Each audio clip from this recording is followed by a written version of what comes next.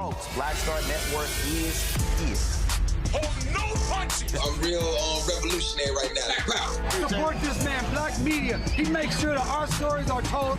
Thank you for being the voice of Black America, Roland. Stay black. I love y'all. All momentum we have now, we have to keep this going. The video looks phenomenal. See, this difference between Black Star Network and Black-owned media and something like CNN. You can't be Black-owned media and be scared. It's time to be smart. Bring your eyeballs home. You dig?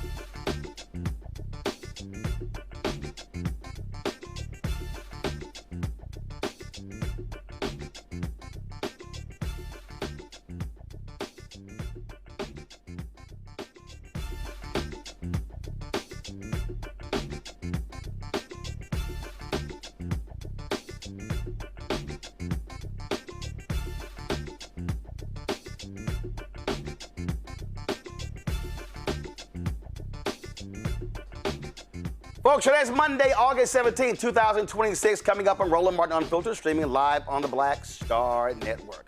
Black Democratic congressional candidates are targeted in a smear campaign, falsely alerting people by text message that he can't give blood because he is HIV positive and has AIDS. Well, State Senator Shevrin Jones, Florida's first out LGBTQ Black senator, is here to set the record straight. A former professional basketball player is running to become South Carolina's first Black governor. Dr. Jermaine Johnson will explain why he's the best person for the job. Trump administration is bragging, taking the credit for violent crime going down, but the crimes have been declining since 2022, when Joe Biden was in the Oval Office. We'll talk to the Senior Director of Public Safety from the Center for American Progress about the numbers. Attorney General Todd Blanche is considering seeking the Supreme Court's intervention to compel states to hand over voting rolls. But also, why was he and the FBI director speaking at a Trump political rally when that's not what they're supposed to be doing? They actually broke the law. California prosecutors told jurors that Tupac Shakur's 1996 killing was an act of revenge. During today's opening statements, the defense says time, corruption, and a lack of facts will be challenges in this case. Saturday, the National Association of Black Journalists gave out its annual Thumbs Down Award to 5 companies and entities and individuals. One of them was Stephen A. Smith. He was not happy about it. So were the others not happy about it.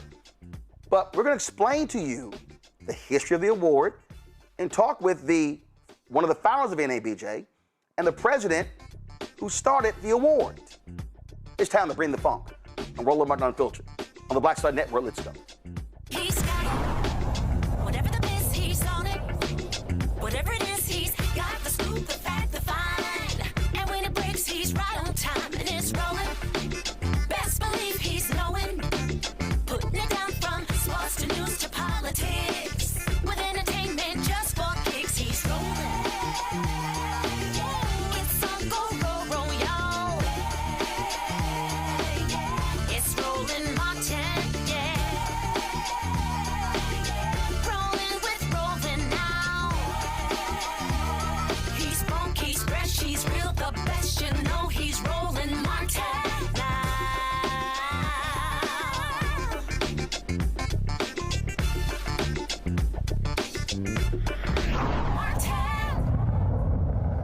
Folks, tomorrow, voters go to the polls in Florida. And one of the races that everyone is paying attention to is the congressional race to replace retiring Congresswoman Frederica Wilson. And man, is this thing getting ugly. A text message has been going around claiming that Florida State Senator Shevrin Jones, who is openly gay, is HIV positive. The anonymous text message was sent out to voters in Florida's 24th Congressional District. Now, Equality Florida is investigating the text and considering legal action against the perpetrators. Florida State Senator Shevrin Jones joins us right now. Glad to have you on the show. First of all, let's just break this whole thing down. So, I was in Atlanta last week at the National Association of Black Journalists, and a couple of Florida reporters brought this to my attention. And they said that your opponent, he has disavowed this and it didn't come from them. Does your team know where did this thing start? And any idea how many people have received this? Yeah, no, Rollins, we don't know where it started. I know I received the text message last Thursday at 10:58 a.m. I know there are other individuals who came, who live in Miami Shores, who said that they also received the text message. It seemed as if the text message was targeted in a very specific area. It seems like it was the area of the Miami Shores, Biscayne Gardens area, because it has a very, it's a large white population here. Some of them are conservative Democrats, some are very liberal. So there's all mixed type of people that's in here. So it seemed as if it was targeted, but no one knows where it came from. But I do know, I spoke with Equality Florida, they're going to take legal action, and just spoke with an attorney today who wants to represent me or anyone else in this going forward, but after the election tomorrow, though. And obviously, listen, with this text message, they're trying to, first of all, again, I don't know what their motive is, but clearly they're trying to say, oh, here's this gay guy who's running, but it's not like you haven't been out. It's old school. It's old school, Roland. I mean, it's the same type of stigma that's been used from years ago when you equate LGBTQ people to have HIV. I mean, listen, I don't have HIV, but even if I did, so what? Would that make me less qualified to serve? Will it erase 14 years of public service? Will it make me less deserving of dignity and respect? Absolutely not, because there are absolutely people who live in this country every single day with HIV, and they live free lives. But here's the most damning of it all, and that's the fact that in the state of Florida, this past legislative session, this administration was trying to cut ADAP funding, which is assistance for individuals living with HIV, which provide assistance. And so for those people who even think that somebody from my campaign or myself will send that text message for some type of media frenzy to happen, it's insane. Because that's nothing that should be played with, and for whoever did it, it's the lowest thing that I've ever seen inside my political career. For people who also don't know, this is actually a real issue that dates back to when AIDS first came into the scene in the 1980s. Explain. Yeah. Well, I mean, back in the 1980s, individuals didn't want to touch gay people. When gay people came into restaurants, they didn't want them to eat off silverware. I mean, the list goes on and on. When you look at the individuals who fought on the front lines for these things, like Harvey Milk and so many others, they were fighting against these same type of stigmatisms that we're seeing right now. Yeah, and the shameful part about it, and I hate to bring it out because this happened before when I ran for the Senate. Yeah, they used the idea that I couldn't donate blood, and so because I couldn't donate blood, they used that as an opportunity to try to use this whistleblower to say that how I was gay. Listen, yeah, at the end of the day, these same people are the ones who elected me, and whoever did it, I can't wait until they do a deep investigation to see who it was. Because again, I will say this, Roland. Yeah, if this is what you have to resort to in order to beat me, then you already told the voters everything they need to know.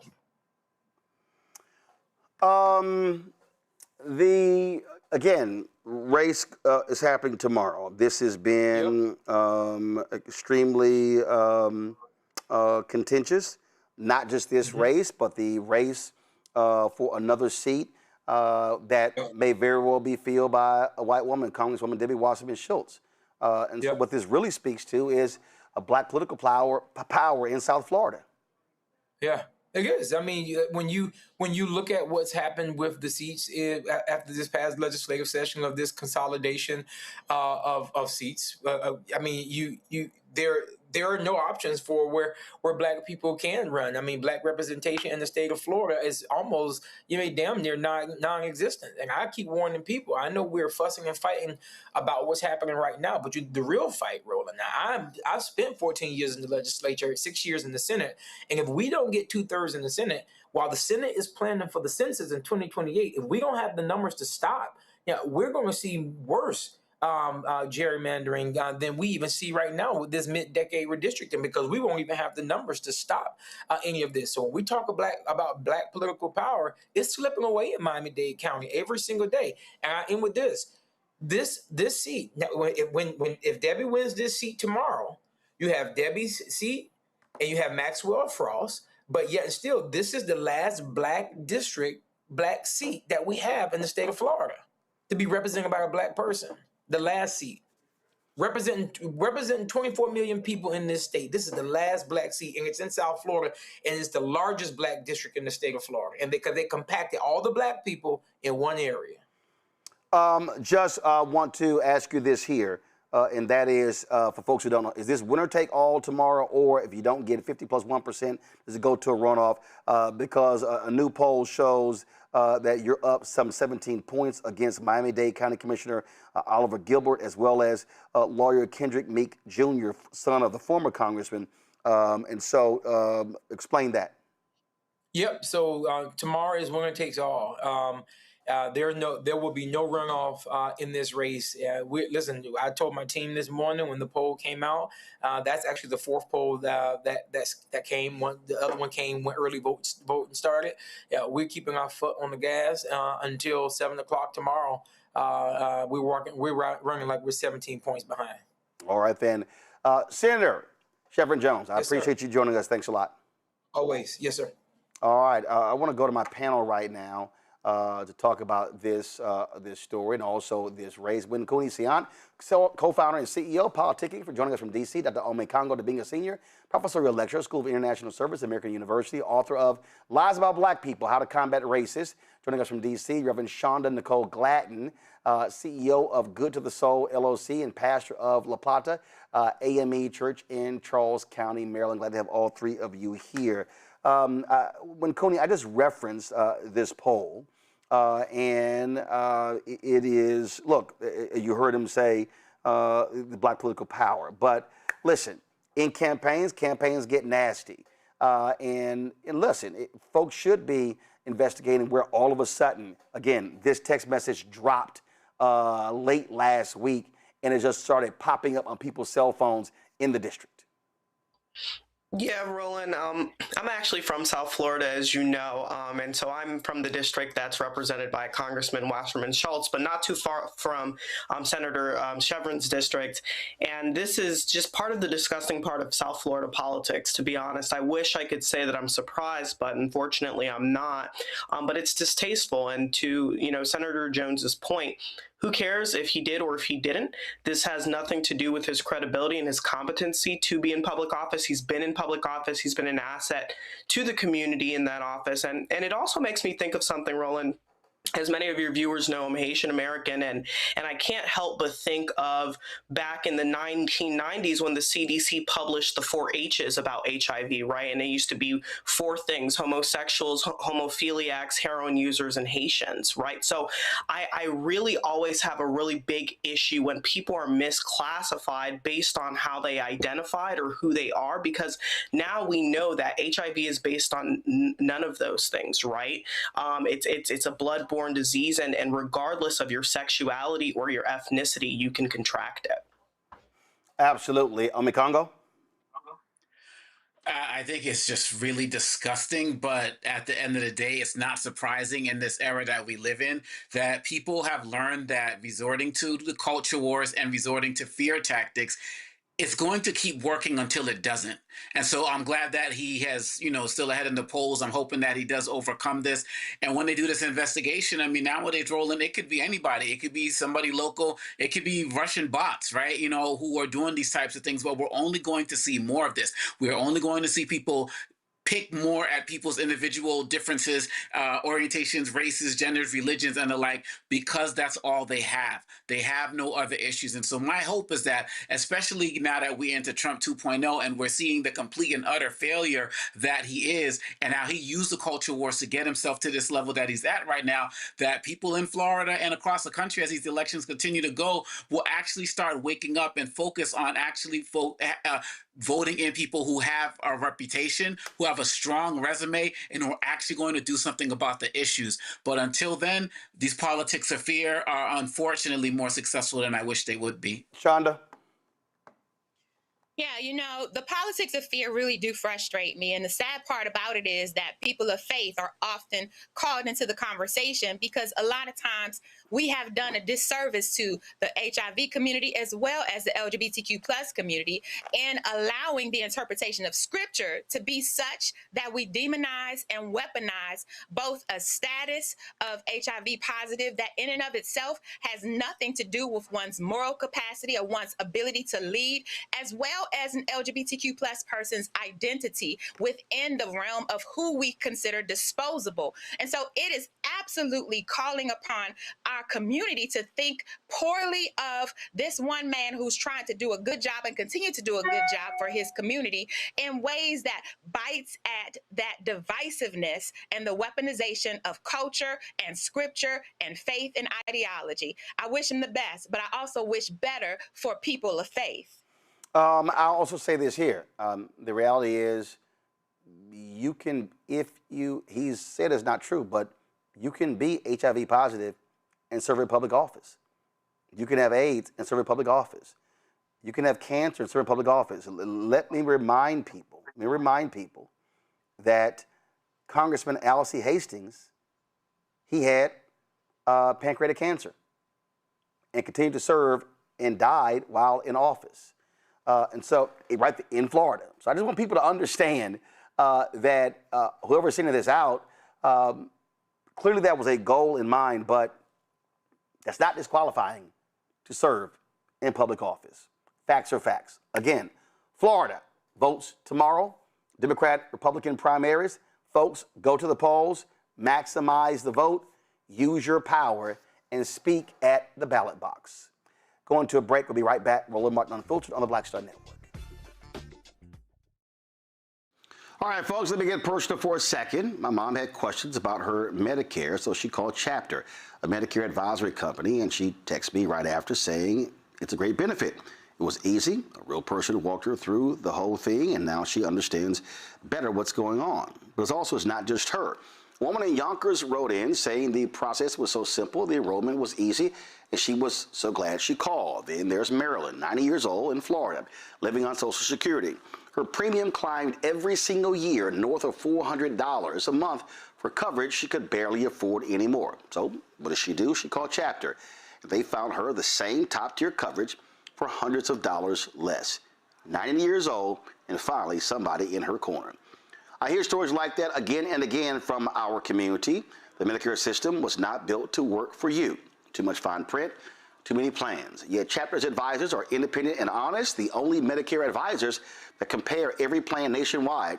They're focused on one thing, what actually works for you. If you're already in the right plan, they'll tell you. No games, and people who switched with Chapter saved an average of $1,100 a year. All it takes is 20 minutes.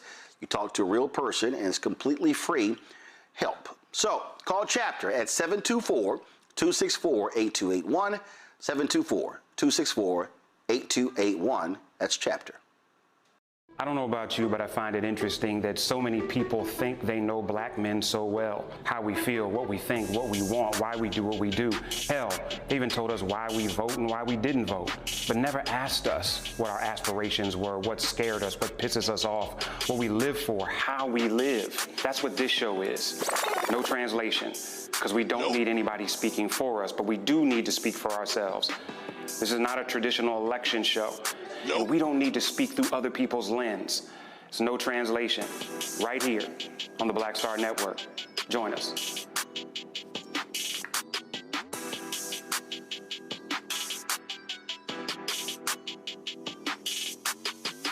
Hey, I'm Malcolm Lee, and you're watching the Black Star Network.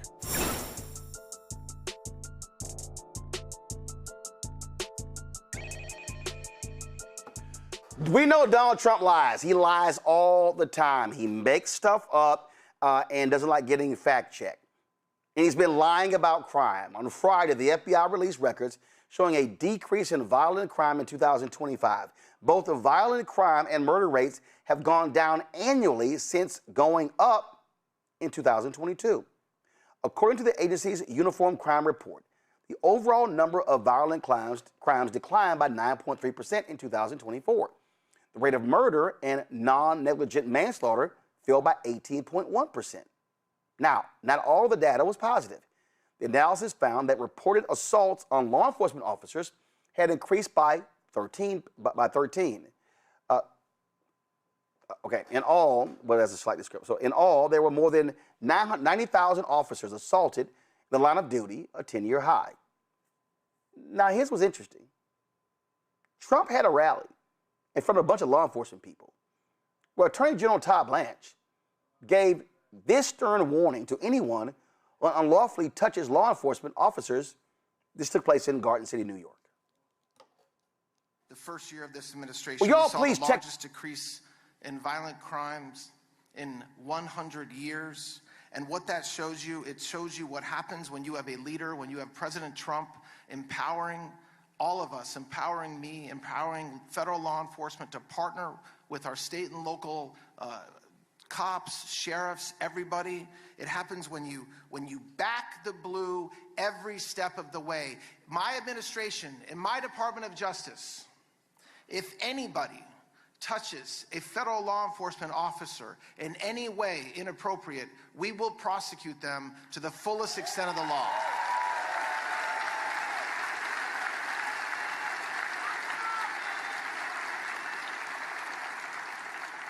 I was recently confirmed as Attorney General of the United States, and I will, thank you. And I am not taking my foot off the gas. I know that the men and women in law enforcement, many in this room, many behind me, they want to know that their leaders support them, and we do. They want to know that we support the work they're doing, the fact that they're sacrificing their lives, that they're missing holidays, they're missing weekends, they're missing dinners, so that we all can live in a safe community. And I will commit that I will hold every criminal accountable until every community in this country is as safe as Nassau County.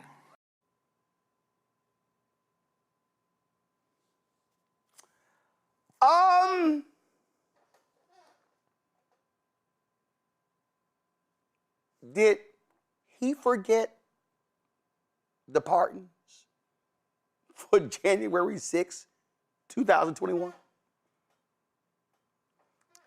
Did he forget that Donald Trump pardoned everybody who participated in the insurrection on January 6, 2021? Did he forget that Speaker Mike Johnson refused for a very long time to put up the plaque that recognized the Capitol Hill police officers and the Washington, D.C. Metropolitan Police officers who protected the Capitol? That was passed by Congress and was a law? Did any of those, pull a video up, did any of those cops standing up in their uniforms at this pep rally just somehow forget all of that? What the hell? Nick Wilson, Senior Director for Public Safety at the Center for American Progress, joins us now. Nick, I'm going to deal with the crime stats later. But Do they think we're this stupid that we forgot the vicious attacks on law enforcement, federal law enforcement, DC police officers, where they were beaten and pepper sprayed and they suffered injuries? I mean, are they serious? They're not serious. And that rally showed again and again that they weren't serious, whether they were cheering around protecting qualified immunity or no tax on overtime. There was a lot of applause breaks, but they really want us to forget about that horrible day and the lack of accountability that we've seen every day since then, as they ignore one of the worst days against police violence against police in recent history. I mean, Nick, that crowd right there is a perfect example of why a lot of people despise police, because they're used as props. They're being hypocrites by applauding what he and Trump and Kash Patel said, as if Donald Trump also didn't try to create a nearly $2 billion slush fund to pay the very people who attacked cops. And who was the person who was helping to set it up? The Attorney General, Todd Blanche. I mean, I like to think that wasn't a representative sample of all police. I've worked with a lot of police in places like Baltimore and DC that live in our community and do a dangerous and difficult job and really care about the victims and improving public safety. But when they participate in these rallies and support a president that does not care about them and is only trying to score political points off of them, and don't care about making sure police have not only the tools to be successful to solve crime, but are also held accountable when they break the law or cause harm, it's just, as you said, it's not serious. Last point on this before I move on.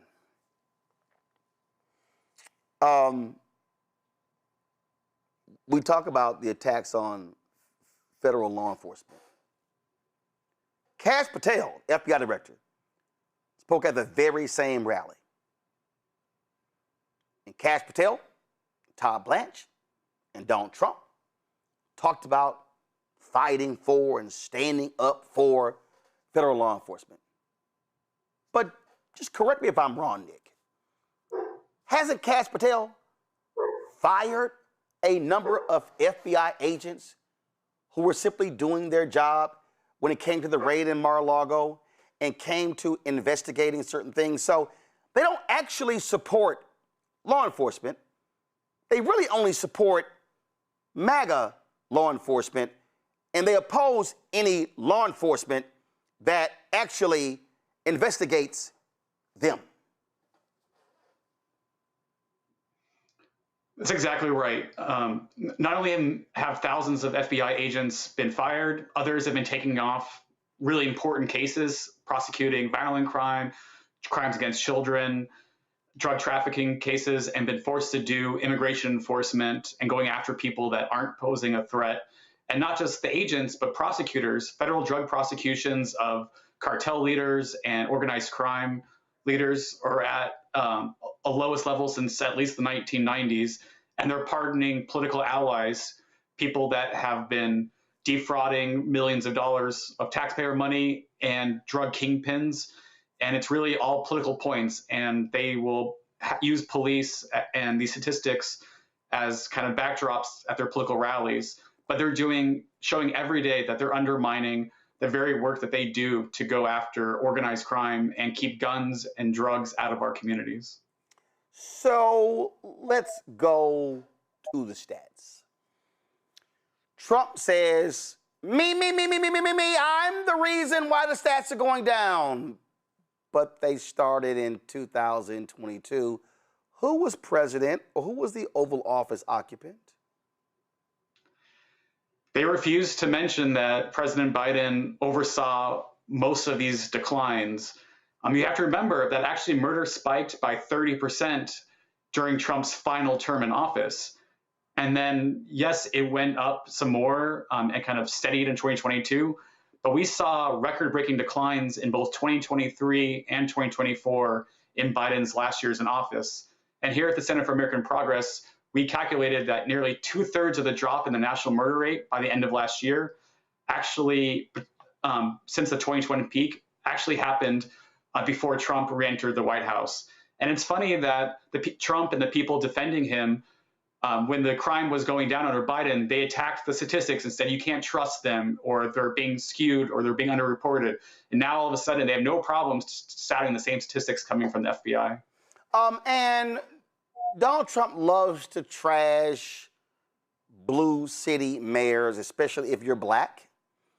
You probably have the stats in front of you. I already know we've had Baltimore Mayor Brandon Scott on. He loves trashing Baltimore. Seems like Baltimore has been doing a great job. That's that black mayor, blue city. Crime is down in New York City. That's the mayor. Before it was Eric Adams, now Mamdani. Is crime down in Chicago? Crime is down in Chicago, Philadelphia. It's down in all these cities that he attacked and threatened to send in the National Guard because they were so crime-ridden. I had the pleasure of working for Mayor Brandon Scott in Baltimore before joining CAP and helping him come up with a violence prevention plan that he's stuck with and is seeing record lows. And this year, 2026 is going to be even safer than it's ever been in history. But President Trump either ignores these facts or tries to take credit for it when he's done nothing but take money and cut grants and cut funding to the very programs that have been working to reduce crime in these cities. So, and again, this is what we keep laying out. So they claim they are tough on crime and they're going to fund these various things. But the reason, I want you to speak to this here, the reason crime is down is not because Mayor Scott, Mayor Johnson, Mayor Parker, and the others just poured more resources into police department. What they actually did is take the concept of defund the police and enact it, which was, let's not send all money by putting more cops on the street. In fact, Baltimore has done this with a reduction, a shortage of cops. So what they've done is, so when people said defund the police, they said, hey, let's not park so much money into just training and hiring more cops.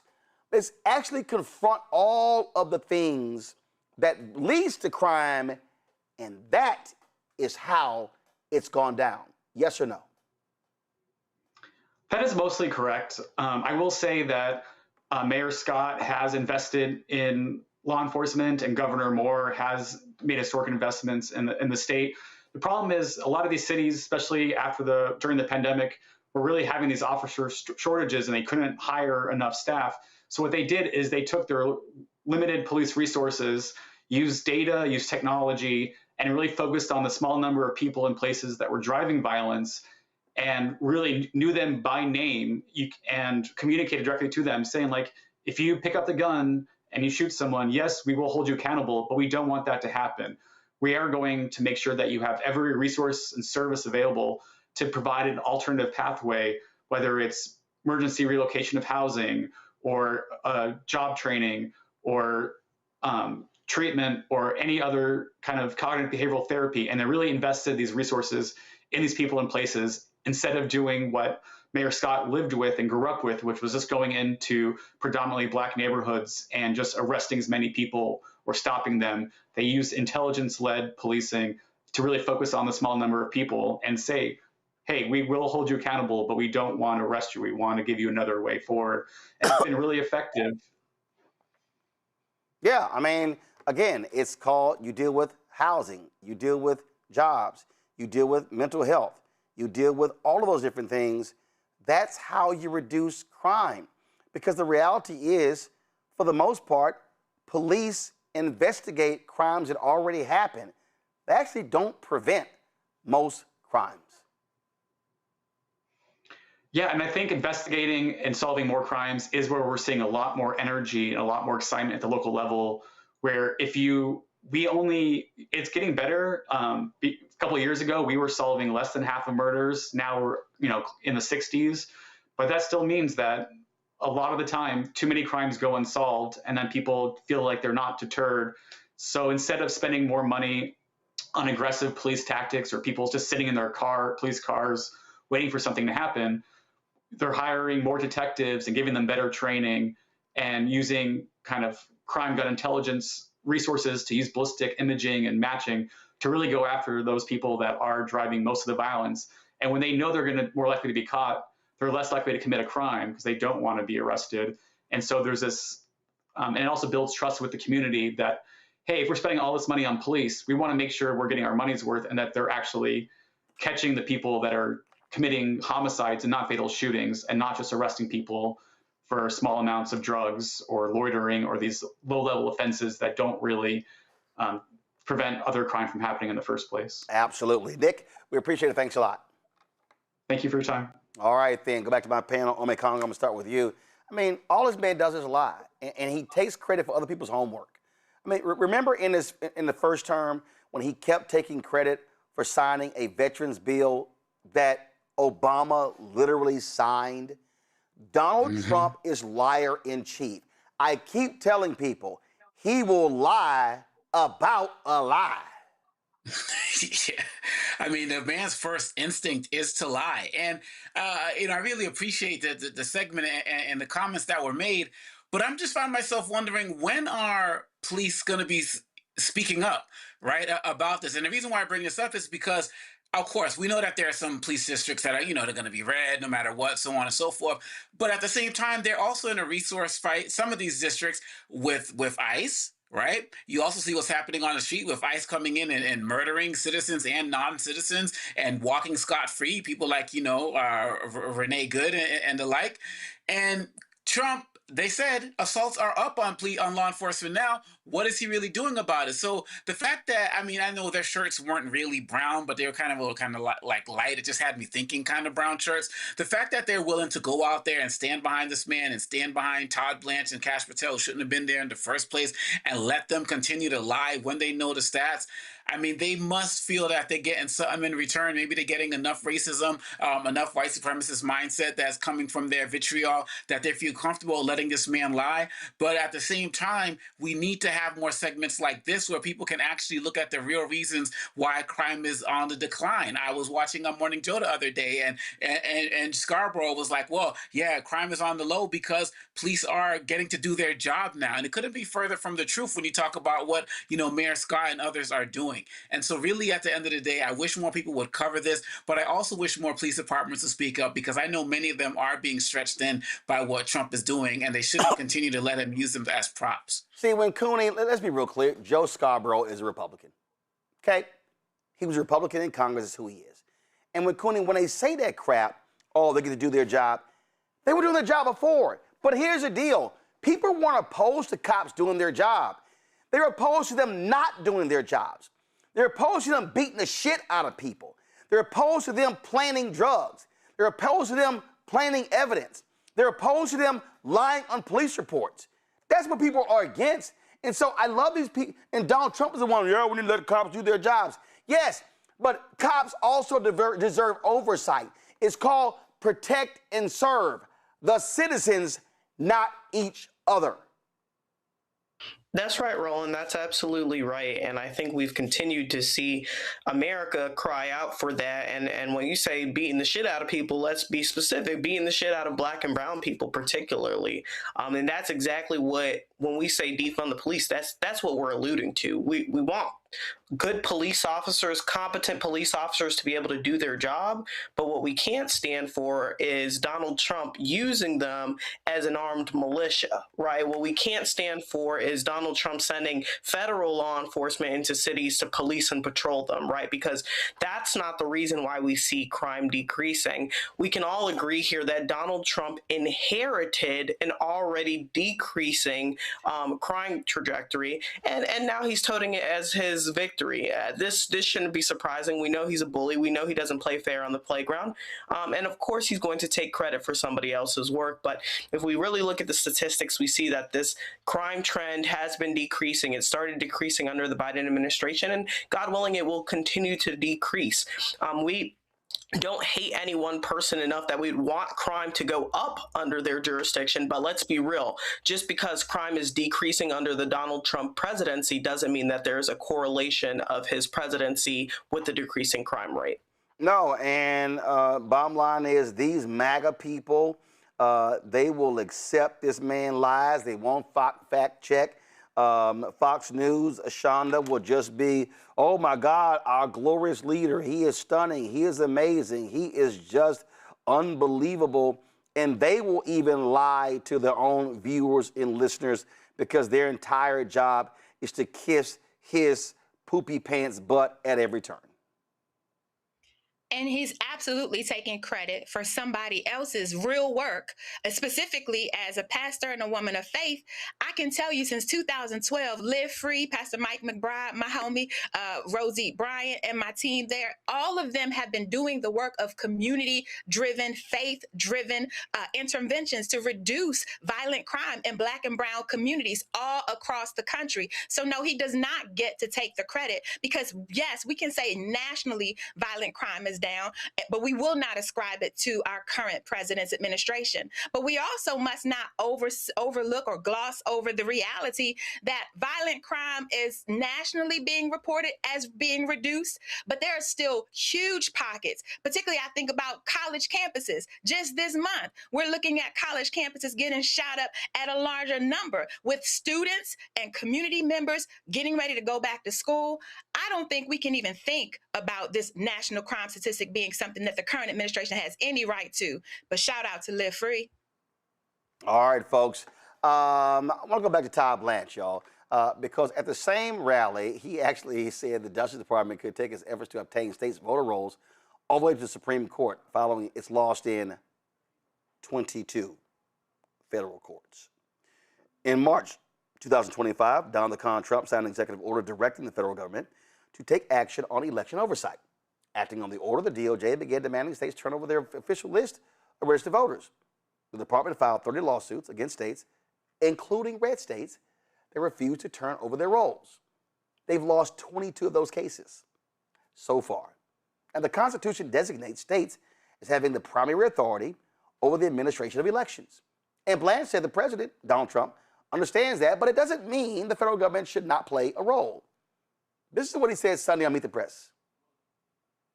One of the issues that he really cares about, the midterms, and there's been a lot of focus on the midterms as it relates to the Justice Department, which has lost 22 cases trying to force states to turn over their voter rolls.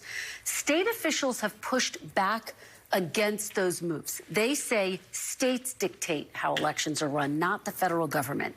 Is it time for the DOJ to drop this fight, and will you do it? Well, we're relying on a statute passed by Congress that allows us, in the right circumstances, to review and get those voter rolls. And so, yes, no, we're not going to stop doing what I think every American should expect us to do, which is make sure that we have elections that are fair. And as that relates to the Department of Justice, that means making sure that there are no constitutional, legal violations, even at the state level. So, yes, President Trump, this administration knows and of course understands that states administer elections, and that will always be the case, but it doesn't mean the federal government should play no role. And so the tension there is, of course, whether we should be playing the role that we're playing, and that's really what we're litigating. How far are you willing to take this fight? Because you've been ruled against now 22 times. Are you going to take this all the way to the Supreme Court, do you anticipate? We'll see. We'll see what happens. We're trying to work it out with states. Of course, yes, absolutely, it's a possibility. Election integrity is something that President Trump ran on, and the American people elected him. It's something that every American should care about. And so the idea that the Department of Justice is trying to investigate issues around elections to make sure they're fair and make sure they're conducted the right way is not something that we should be running away from. That's something we should be running right towards. I want to liars, pants on fire, liars. They're trying to rig the elections, Shonda, pure and simple. Yeah, so we know what has happened over the course of the last 2 elections. This notion of rigging the elections is something I think is a very strong point for us to think about, because by and large, as we look at voter records being purged, as we look at individuals being not able to vote in the same jurisdictions where they have over the course of people who have lived in communities for 20, 30, 40 years. I think the concept that they are trying to rig elections is an accurate one. And it's one that I think in terms of how the communities of faith can stand up to those rigged election conspiracies, that we can be ensured that we have people who are serving as election judges.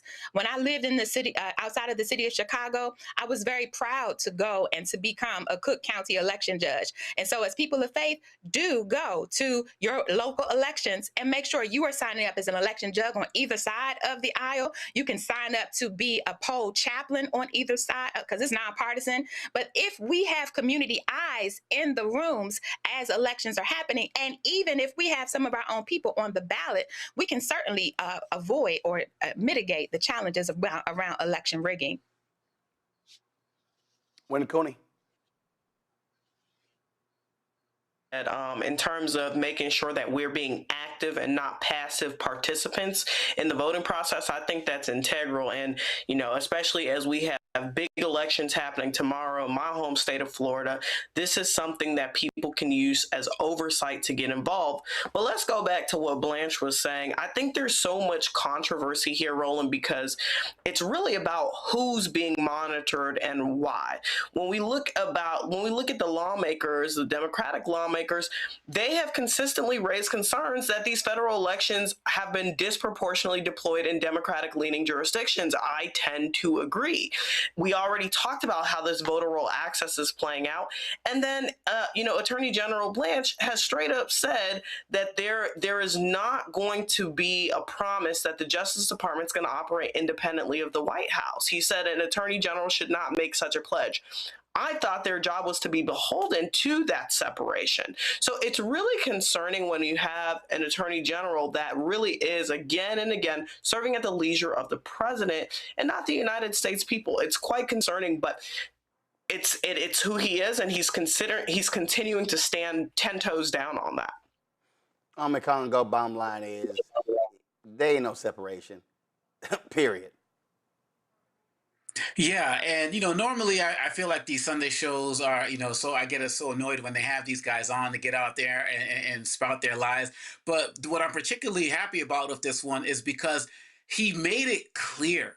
Like, in case anybody had any doubt, hey, Senator Cassidy, like, in case any of these guys had any doubts, Tillis and all of these other folks, he's made it clear that he lied to all of you all. And when they talk about, oh, do you expect me to predict the future about what he's going to do? No, you had his past to go off of. And so now that everybody understands that, Democrats should be chopping this up for advertisements and social media. Like, all of these campaigns really write themselves right now. And so for any of the American people out there who thought there was going to be any type of daylight between Blanche and Trump and RFK and all of these other guys, just know the facts right now that you're dealing with lying liars, and you actually have to move forward. You got to get out there and vote. You got to get out there and protest. You got to get out and call these companies to the shed that are supporting them, because they've made everything clear. And if we don't make a change now, the fault is ours. Indeed, indeed. Got to go to a break. We come back. South Carolina Democratic gubernatorial candidate for governor, Jermaine Johnson, joins me. Also in the next hour, we'll talk about the National Association of Black Journalists handing out 5 thumbs down awards, 2 individuals, 3 individuals, 2 companies. One of the individuals, Stephen A. Smith, he is not happy with that award. We'll show you what was announced on Saturday. We'll show you what the president said. We'll show you some of his response. And we'll talk to current President Aaron Haynes, and we'll talk to the NABJ president and co-founder who actually started the awards. Yes, that's why you always want to keep it locked on Roland Martin Unfiltered, because we are about facts here, and we bring the funk in doing so. Support our work. Join our Bring the Funk fan club. The goal is to get 20,000 of our fans contributing on average $50 each a year. That's $4.19 a month, 13 cents a day. Support this show and all the other shows right here on the Black Star Network. you want to contribute via Cash App, use the Stripe QR code. You see it right here. That's for also credit cards. Checks and money order. Make it payable to Roland Martin Unfiltered. P.O. Box 57196, Washington, D.C. 20037-0196. PayPal's R Martin Unfiltered. Venmo RM Unfiltered. Zelle Roland@RolandSMartin.com. Roland@RolandMartinUnfiltered.com. We'll be right back.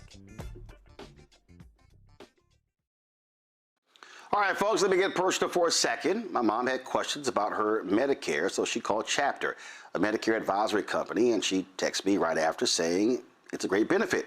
It was easy. A real person walked her through the whole thing, and now she understands better what's going on. But it's not just her. A woman in Yonkers wrote in saying the process was so simple, the enrollment was easy, and she was so glad she called. Then there's Marilyn, 90 years old, in Florida, living on Social Security. Her premium climbed every single year north of $400 a month for coverage she could barely afford anymore. So what does she do? She called Chapter. They found her the same top-tier coverage for hundreds of dollars less. 90 years old, and finally somebody in her corner. I hear stories like that again and again from our community. The Medicare system was not built to work for you. Too much fine print, too many plans. Yet Chapter's advisors are independent and honest, the only Medicare advisors that compare every plan nationwide. They're focused on one thing, what actually works for you. If you're already in the right plan, they'll tell you. No games. And people who switched with Chapter saved an average of $1,100 a year. All it takes is 20 minutes. You talk to a real person, and it's completely free help. So call Chapter at 724-264-8281, 724-264-8281. That's Chapter. I don't know about you, but I find it interesting that so many people think they know black men so well. How we feel, what we think, what we want, why we do what we do. Hell, they even told us why we vote and why we didn't vote, but never asked us what our aspirations were, what scared us, what pisses us off, what we live for, how we live. That's what this show is. No translation, because we don't need anybody speaking for us, but we do need to speak for ourselves. This is not a traditional election show. And we don't need to speak through other people's lens. It's no translation. Right here on the Black Star Network. Join us.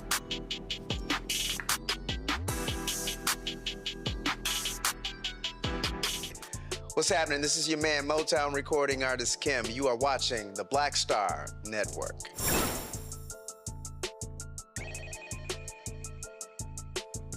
All right, folks, huge election takes place in November. Most focus is on U.S. Senate races, on congressional races, but there are critical gubernatorial, state rep, state senate, county commissioner, city hall, school board, DA, judicial races happening across the country as well. In South Carolina for the governor's race, Democrat Dr. Jermaine Johnson, who has served in the House of Representatives since 2004, will be facing Republican Alan Wilson in that particular race. Now, Johnson and his running mate Sam Scarton, a former congressional aide to the late Congressman and civil rights leader John Lewis, again facing Republicans Alan Wilson and his running mate, State Senator Mike Reichenbach. Dr. Johnson and Scarton say they will slash income taxes, build affordable housing, pass hate crimes bill, and more. Dr. Johnson joins us right now. I'm glad to have you here. Doc, very simply, you are in a red state. How can you beat Democrats there, Republicans there, when South Carolina ain't elected a Democrat governor in a long time? Yeah, well, the simple fact is South Carolina has been under a single-party rule for so long, over 2 decades. We've been dealing with the same thing. 24 years, as a matter of fact, that this state has been under single-party rule. And what has happened is it has gotten us nothing. It's gotten us being essentially 43rd in education. I mean, we've got the worst roads, we've got the worst bridges in the entire country. They love to demonize California, but you're more likely to be murdered in South Carolina than you are to be murdered in California. You know, our teachers are being underpaid. We have some of the most crime-ridden cities in this entire country, but yet we have individuals who want to demonize us and call us radical socialists. This state is primed to be turned purple. It's time for us to tower. It's time for us to stand up. And the people of South Carolina, they're just ready for change. You talk about all that needs to happen in South Carolina. You talk about those particular issues. I was just making clear in terms of what happened there. I mean, listen, this right here, you're right. This is the last Democrat who's been governor, Jim Hodges. That was in 2003. And it's been ruby red. What is the issue there? Because I've talked to many people and they say the problem is not that it's hardcore red, is that you got lots of folks who could be supporting Democrats who just don't vote, specifically African Americans. Yeah, that's the main problem here. We hear that South Carolina is a ruby red state, but it's not a ruby red state. It's a no voting state. People are just not turning out to vote. We have over 300,000 African Americans who have not voted since Barack Obama. But I can tell you one thing, you know, we have 31,000 first-time voters.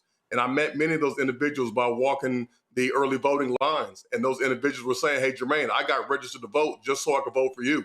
You know, over the last 20 plus years, have just felt like they have not had anybody that they can believe in, anybody that they can actually vote for and feel like it's not the lesser of two evils. And what you are seeing now in South Carolina is we have Republicans, we have Democrats, we have independents who are just fed up with the status quo. And that's why you see I have a big bipartisan of support all across the state. I mean, online right now, you can see Republicans who are sticking up for me and defending the things I do for the state. They're tired of what they have been saying. And we know the definition of insanity is just doing the same thing over and over again and expecting different results. Well, what is going to be different if we elect Alan Wilson as the next governor of South Carolina? Nothing will change. We'll still have an abysmal healthcare system. We'll still have crime-ridden cities. We'll still have no minimum wage. We'll still have all these problems. And the people of South Carolina, they're fed up and they want something new. So when I look at the results, go to my iPad, in 2022, the Democratic candidate lost by 295,810. It was 58% to 40%. What's your pathway to victory? When you look at those numbers, I mean, essentially, you're going to have to make up a lot of damn votes. Have y'all sat down and studied all the counties, all the precincts in South Carolina, and do you see a pathway to victory? There absolutely is a pathway to victory, and I love the fact that you brought up probably the worst performing year that Democrats have had on record here in South Carolina. You know, I just mentioned those 300,000 black folk that have not voted since Barack Obama. If you give those 300,000 votes to the last Democratic candidate for governor, Joe Cunningham, he wins that race. You know, so we have the numbers to win here. If you remember back in 2020 when Jamie Harrison was running, against Lindsey Graham, President Donald Trump, of course, he was on that ticket that year as well. But Jamie Harrison got 1.1 million votes. So what that shows us is there are at least 1.1 million people in South Carolina that are willing to vote for a Democrat and a black guy statewide. What that also shows us is that in 2022, when McMaster ran, if you can bring that graphic back up, 988,000, we can absolutely win this race. All we have to do was turn out those 1.1, 1.2 million voters in South Carolina, and we have the numbers to go ahead and flip this state. South Carolina, of course, is where secession started when it came to the Civil War. How do you reach those white voters? How do you convince the white voters in South Carolina that they should vote for a black man for governor of their state? See, I've been going up to those areas, even in my district alone. You know, I have a lot of crossover support. I've been talking to a lot of those moderate Republicans, even some of those MAGA Republicans, and they are tired of status quo. You can go online yourself and look at social media, and you can see a lot of those far-right Republicans are saying they actually like me. If you go on one of the South Carolina Republican Party pages right now, you can see Republicans actually defending me because they tried to call me a radical socialist. And you'll see Republicans saying, nah, we know this guy, Jermaine. He's not like what y'all are trying to paint him out to be. And that's because I've spent time on the ground. I've spent time in these communities, and I've spent time cultivating these relationships with everybody in the General Assembly and these people who are in these communities. So if you look at my voting record, if you look at people who have been supporting me, you will see Republicans who are openly supporting our campaign for governor right now. You know, usually they say they'll support you behind the scenes. Well, no, not now. They are openly supporting me and saying that they are just tired of what's been going on. They want a lot of the same things that I'm talking about. They want their infrastructure fixed. They want better education. They want better health care. Even, some of the Republicans myself have talked to me and said, you help us expand Medicaid in South Carolina. They want these things to happen, but they are so afraid of the president of the United States right now that they are afraid to speak up and speak out against need somebody like me who was willing to go against the grain. You mentioned the race with Lindsey Graham. Go to my iPad. That was Lindsey Graham versus Jamie Harrison. And when you look at this race, you talk about those votes. You're right. It shows right here that Jamie Harrison got 1.1 million. He lost by 258,000. And so, look, you got to have a high turnout. You got to have a massive black turnout. And one of the things that I have been saying to people over and over and over again, where black people are located in big numbers, we got to have a minimum of 70% black turnout in order to win. Yeah, I'm shooting for 80. I'm shooting for 80%.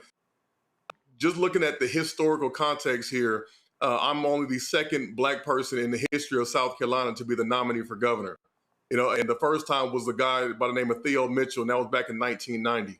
So just with the fact that I'm up here, I understand a lot of the issues, the concerns of the African-American and the black community was going on. I've got a history of working with all sides of the political spectrum here.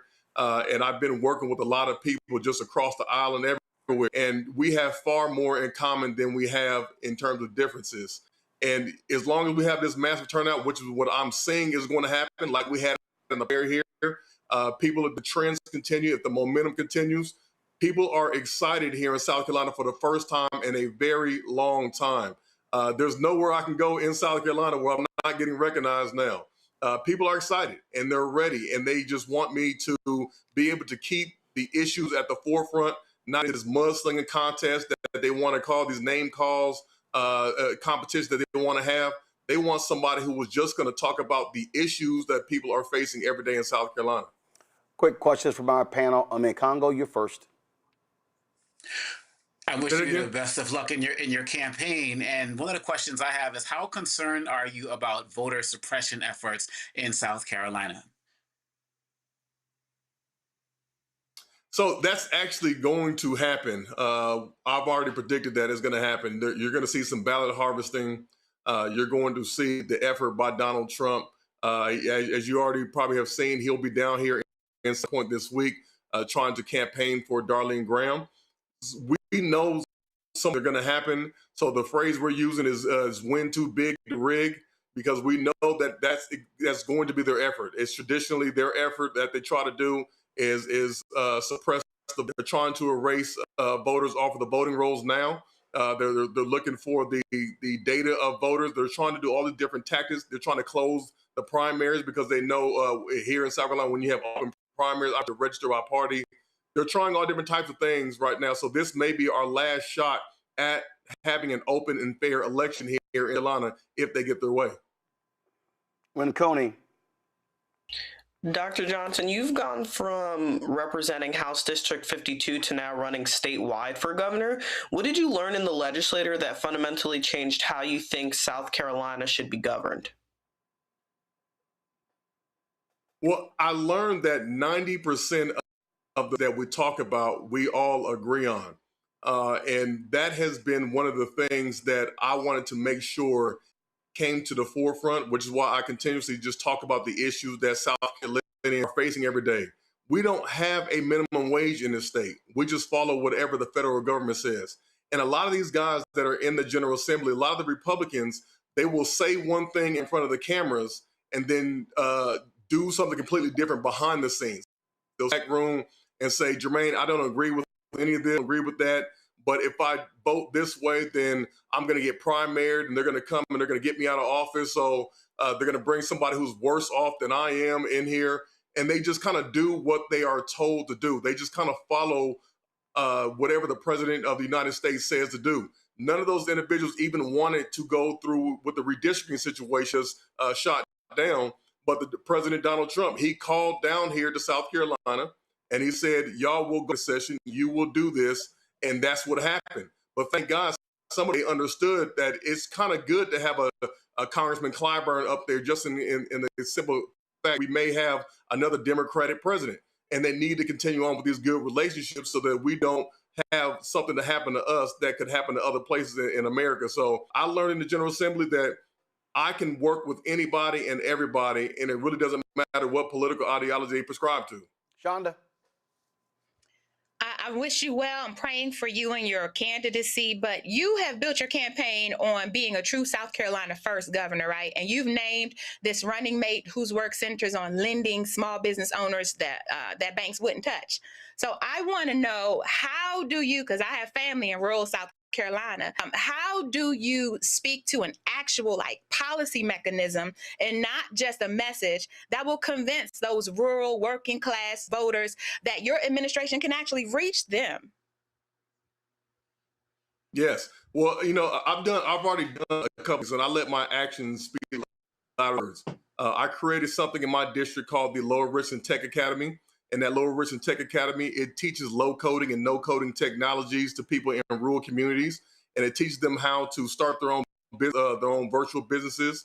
It teaches people how to do little things like solving community issues, rural community problems that they have there. And with the creating of this technology academy that I did, it is actually starting small businesses right in the town of Eastover, South Carolina. If y'all know where Eastover, South Carolina is, a very, very small rural town. And we started 40 small businesses right there by investing $500,000 into this program. I've got something called the South Carolina Resource Independence and Resiliency Act. And I even talked about this when I was on the Breakfast Club with Charlemagne. And what we talked about was the fact that South Carolina only produces 11% of the food that it consumes every single year. That means a majority of our food and resources are coming from other states and other countries. This bill would actually have the state's government to actually start rural farmers, rural communities that have small businesses so that we can produce at least 25% of our critical resource that we need by the year 2036. What that would do to rural communities, that would literally have farmers have to double in size over, because we would have to be going to these rural communities to get our small energy needs, to get these different things. That would allow businesses to expand. Rural communities would get the money that they need, that they desperately deserve, and we would be able to just grow our economy on the small businesses in the state. I have another question then, because you talk a lot about the digital work or the online work that you're going to be able to do in these rural South Carolinian communities. But what about that digital tech divide, that there's so many in the rural South Carolina area that can't even access broadband sufficiently? So do you have, and I don't want to push, but do you have an answer for that? Yeah, and I love the fact that you're pushing, because thanks to Joe Biden, everybody's getting broadband here in South Carolina. So even in my district, everybody's having broadband internet as well. And obviously, we got to give kudos to a blue president who was able to provide us with those funds so that people could get it. And also Congressman Clyburn helping to bring those funds right here to South Carolina, that everybody is now going to have access to broadband internet. One question for me.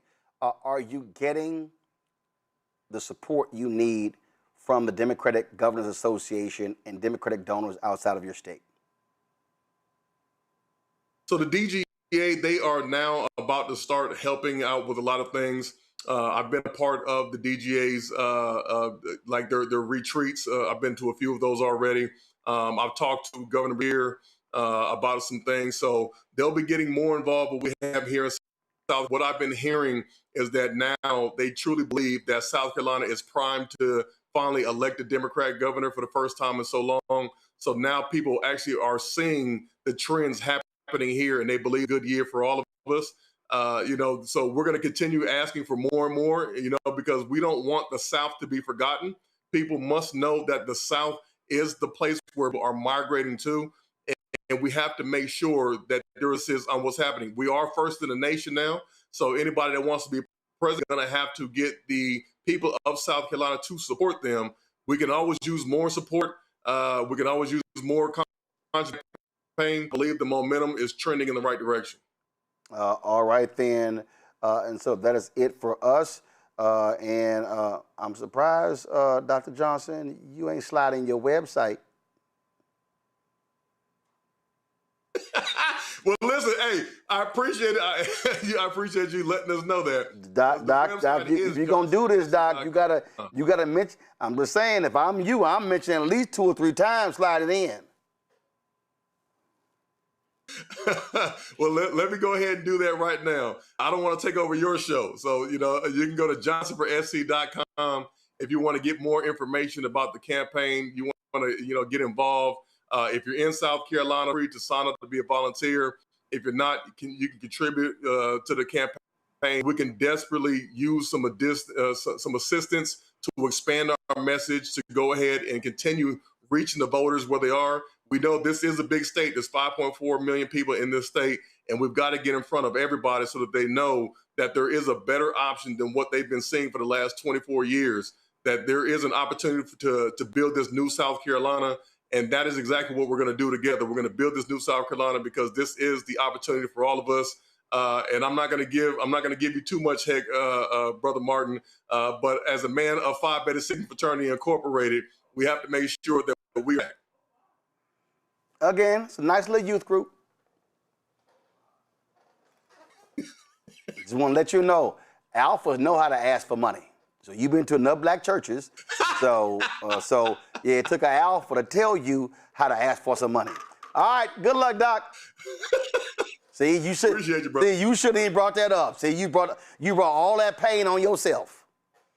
And I got one of your little frat brothers in the control room so happy because he finally got a Sigma on the show doing something, because normally it's alphas. All right, I appreciate it, Doc. Thanks a bunch. All right, y'all. Saturday night in Atlanta, National Association of Black Journalists had their Salute to Excellence Awards Gala, and at the gala announced the 5 awardees of the NABJ Thumbs Down Award. Roll it. 2026 NABJ Thumbs Down Award. Each year at its annual convention, NABJ presents the Thumbs Down Award to an individual or organization whose actions, reporting, or institutional practices have significantly undermined fair, accurate, and inclusive journalism about black communities, or have otherwise acted in ways fundamentally at odds with NABJ's mission and values. The award recognizes conduct that harms black journalists, weakens newsroom equity or editorial independence, reinforces damaging portrayals of black people, or compromises the public service mission of journalism. This year, we have chosen to highlight 5 recipients to reflect the breadth of harmful actions against black journalists and across our profession. Brendan Carr, Chair of the Federal Communications Commission. Since assuming leadership of the FCC, Carr has repeatedly used the agency's regulatory authority in ways that have raised serious concerns about press freedom and editorial independence.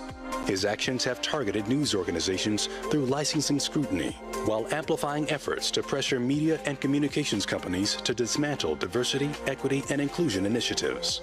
Together, these actions have contributed to a chilling environment for independent journalism and threaten the diversity of voices essential to serving the public interest. CBS. Under its current leadership, CBS eliminated its Race and Culture Unit and implemented newsroom workforce reductions that disproportionately affected journalists of color. The company has also faced sustained internal disputes over editorial independence and newsroom decision-making. Taken together, these actions have diminished specialized coverage of underrepresented communities and raise significant concerns about the organization's commitment to diverse journalism, editorial integrity, and public trust. DeJuan McCoy, owner, president, and CEO, Circle City Broadcasting, parent company of Wish TV. McCoy's leadership has been the subject of multiple allegations regarding the treatment of black journalists, raising serious concerns about workplace equity, newsroom culture, and professional accountability. These reported practices are inconsistent with the standards of fairness, inclusion, and respect that NABJ has long championed throughout the journalism profession. Stephen A. Smith, sports analyst and political commentator. Smith has established a recurring public pattern of disparaging commentary directed at prominent black women across politics, sports, and media. Such commentary reinforces harmful narratives, undermines the fair and respectful representation of black women in public discourse, and stands in direct conflict with NABJ's long-standing commitment to accurate, responsible, and inclusive portrayals of black communities. The Washington Post. The Washington Post implemented layoffs and newsroom restructuring that disproportionately affected black and other journalists of color, including reporters covering race, identity, extremism, protest movements, and other essential public interest beats. The reductions also weakened reporting capacity across opinion, international, local, and sports coverage. These decisions diminished newsroom diversity and subject matter expertise at a moment when robust, inclusive journalism is critical to public accountability and democratic understanding. Folks, here is some of what was said Saturday night by NABJ's president, Dr. Aaron Haynes. NABJ bestows its Thumbs Down Award on an individual or an organization whose actions undermine fair and accurate coverage of black communities, reinforce racist or stereotypical narratives, or advance practices that conflict with NABJ's mission and values. This year, I believe it is especially important to understand this award in a larger context. At a moment when journalism is facing growing political, economic, and institutional pressure, the stakes extend beyond any single offensive statement, newsroom decision, or individual journalist. Decisions about who owns media, who controls newsrooms, which journalists and beats receive investment, and which reporters can work without political or corporate interference, shape what stories get told, whose experiences matter, and whether journalism can hold powerful institutions accountable. These are not abstract questions, because they determine who gets to tell the story of America.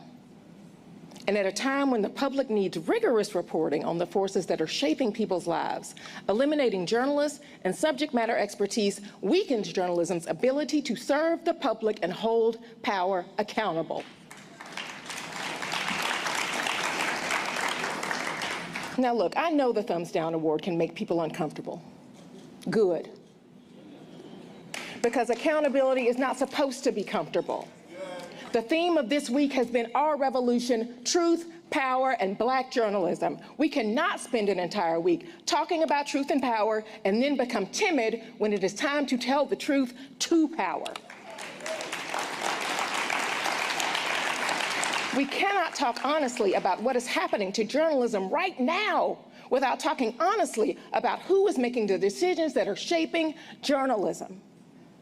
These things don't just happen. Newsrooms don't become less diverse by accident. Journalists do not simply find themselves without institutional support by accident. Press freedom does not erode by accident. Editorial standards do not bend themselves. People make decisions. Executives make decisions. Government officials make decisions. Companies make decisions. And if All right, folks, I'm going to play her full remarks at the end of the show. Now, obviously, the inclusion of Stephen A. Smith got lots of attention. That's what most people have focused on, not the other four awardees. Stephen A. Smith dropped a 44-minute video on his YouTube channel. Here is some of his response. What's up, everybody? It's your boy, Stephen A. I'm on vacation. I've been out of the mix the last few days because I'm busy about to send my daughter to college. And while I was hanging out with her for dinner on Saturday night, I saw that the National Association for Black Journalists gave me a Thumbs Down award. Now, I know there's a lot of people that are expecting me to go nuclear. And the reality of the situation is I just might. But at this particular moment, that's not my inclination. I want to tell you, first off, before I say anything, I heard them loud and clear. I'm listening. I'm far from perfect. And I will always strive to do better on behalf of my community, for the journalism community, and beyond. In the days and the weeks and the years to come. But that doesn't mean that I'm not going to address what was said about me with the fervor that it deserves.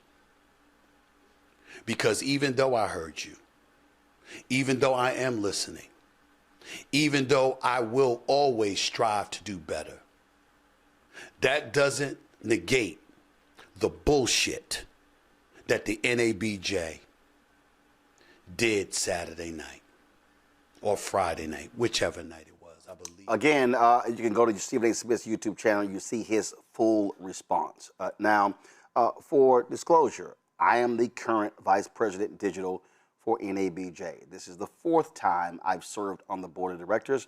First as National Student Representative, second as Secretary, previously as VP Digital. When the board had its deliberations over our special awards, I actually was traveling, giving a speech, did not participate in the vote, wasn't aware of the awardees. And when I was sitting there at the dinner on Saturday, I found out just like the rest of the membership. But the reason I wanted to have this conversation, because a lot of people have been commenting and they don't know what they're talking about. And let me just walk you through this before I bring on my 2 guests. The Thumbs Down Award was first given out in 1989, folks. So we have the full list for you, so you understand. There have been 44 awardees, 7 individuals. Let's start. Last year, 2025, the board chose not to give the award out. 2024, the award went to the NFL for the lack of black managers and full-time black journalists on staff. 2023, not given. 2022, not given. 2021, NABJ's Thumb Down Award went to Walter Hussman for exposing tenure for the 1619 projects of Nicole Hannah Jones at the University of North Carolina, Chapel Hill. 2020 went to the Pittsburgh Post-Gazette for unfairly prohibiting 2 black journalists from covering protests in the city following the death of George Floyd, as well as the Cleveland Plain Dealer for job cuts and changes, which sparked a huge exodus of non-white journalists from their newsroom. 2019, the American Society of Newspaper Editors for not voluntarily providing information on staff diversity for its 2018 Newsroom Employment Diversity Survey. To CNN for not acknowledging NABJ's call to elevate and hire black employees with critical and executive level daily news decision-making roles. I was on that board and led that effort.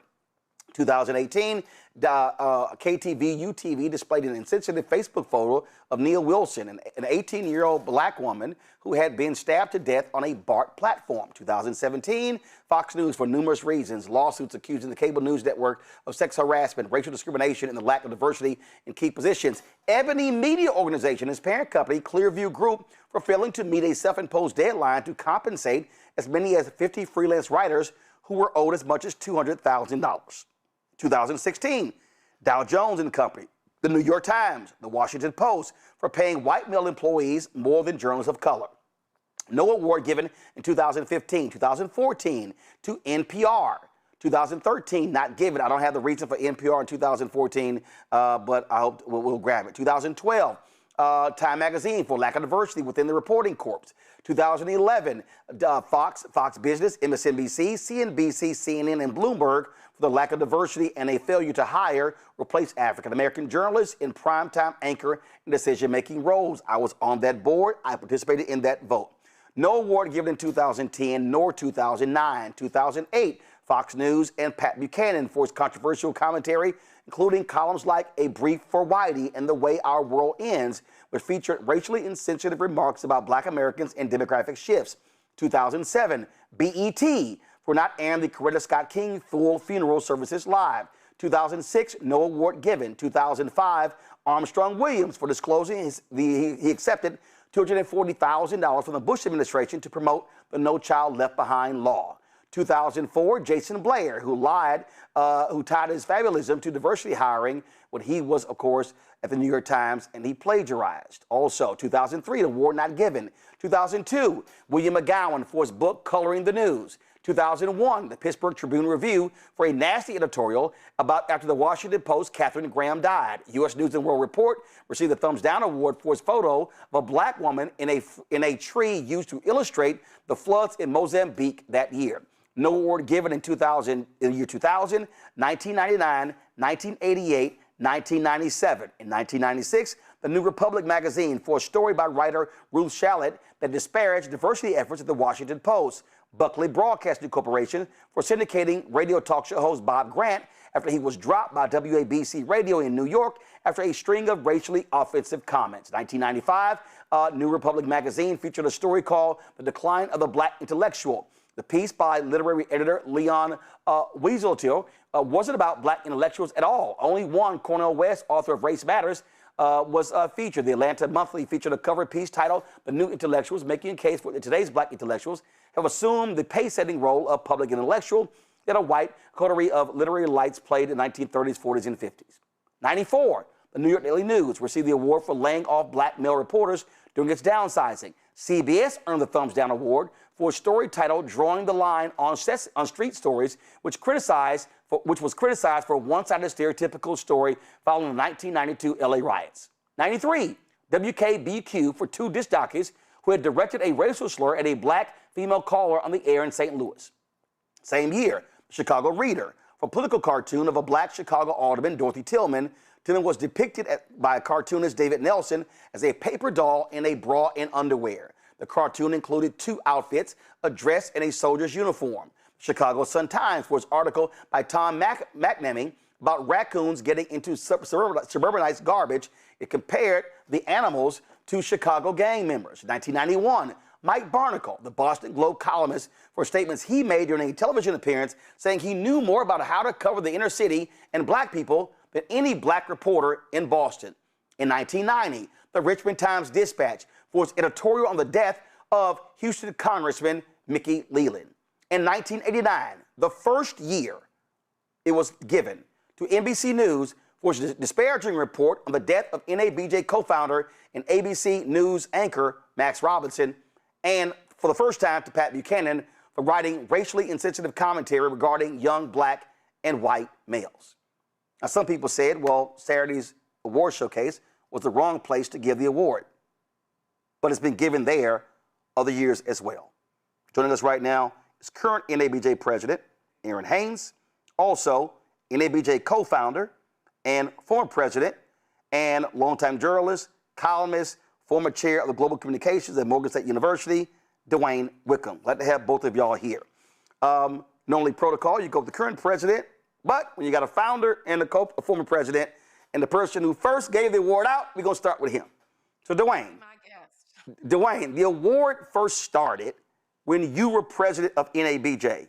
Explain to people why this was created.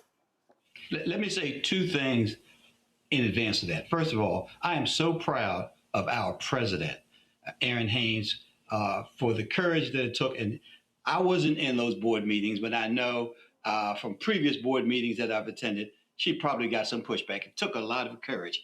I want to say that. Then I want to say something to you, Roland. You know, we say that journalism is the first rough draft of history. Well, if people want to know the history of what has occurred in NABJ as it relates to the Thumbs Down Award, they can only come to you. That list you just read off will probably not appear anywhere else in journalism in this nation. It's important for people to understand how important you are to our efforts to get the news out and to be thorough in our approach to the axiom seeking truth and reporting it. So thank you so much for that. Listen, what we do in NABJ in terms of Thumbs Down actually is as old as the organization itself. We have been a protest organization since the first days of our meeting at our first NABJ meeting convention in 1976 in Houston, Texas. Chuck Stone called out the then Secretary of Agriculture, Earl Butz, and demanded that the president, Gerald Ford, fire him for his racist remarks about black males and why black people generally would not vote for Republicans. And so then we fast forward, not to 1989, I want to take you to 1984.